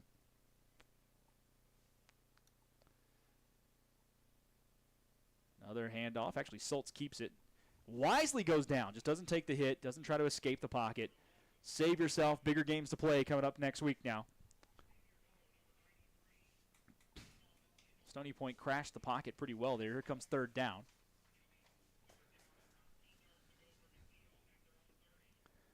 Stony Point next week, they're going to play Manor. A game that still matters, depending on other outcomes in the district next week. We'll see how it all goes. That game could have some life behind it when it comes to what goes on with the playoffs if McNeil happens to get upset. As that handoff goes up the middle. Picks up about 4 yards. It'll be third down and 9.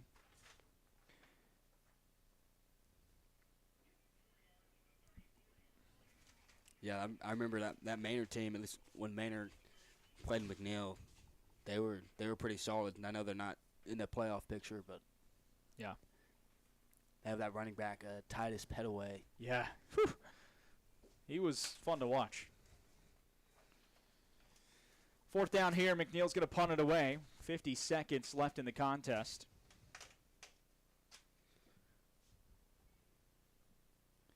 McNeil with the win tonight moves into playoff position. High snap fielded. Booted away. That ball's going to bounce and roll inside the 40. Takes a Maverick roll down to the 27-yard line. Still actually moving to the 26. Not even going to touch it. Let as much clock as they can. 26 seconds left in the contest. I'd imagine Stony Point just runs it once and heads out of here now. Well, a game that I was predicting earlier tonight was going to be pretty low scoring. Turns out to have a bunch of points on the board. McNeil with their biggest output of the season, Ike. The defense accounting for 11 of those points with a scoop and score and a couple of safeties. Yeah. Yeah, the defense, once again, for McNeil, their defense has been scoring points all season. They had 3 or 4 sacks. You said it earlier. It's really their most complete game that they've played. Handoff up the middle for Stony Point, out to the 30-yard line. I imagine that's the final snap of the game. Don't think Stony Point has much interest in running another play. And, yeah, that's going to be it. Coach calls them off the field. McNeil come away from a big, big game with a big, big victory tonight. 52-21. The Mavericks pick up the win and move one step closer to their first playoff appearance in nearly 2 decades. They go into next week in a great position to potentially make the playoffs.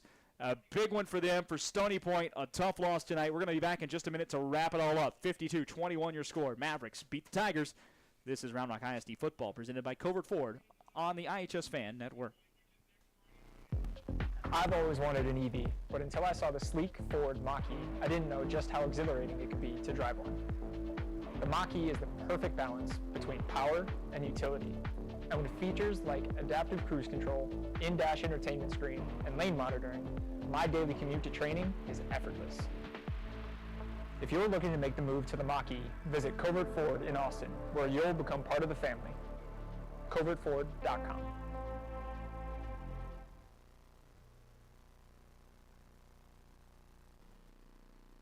Back here at Dragon Stadium as we wrap it all up. Brad Tiller, Yankee Kohler with you. 52-21. We have gone final. The McNeil Mavericks pick up a big victory. It was kind of back and forth early, but in the second quarter, McNeil really took over this football game with a burst of scores. That was 7-7 at one point. All of a sudden, in the second quarter, it was 29-7, Ike. And the defense clamped down for McNeil, kept getting 3 and outs over and over. Quick scores right after on 2-play drives. I thought Jaden Schultz played his best game of the year tonight for McNeil.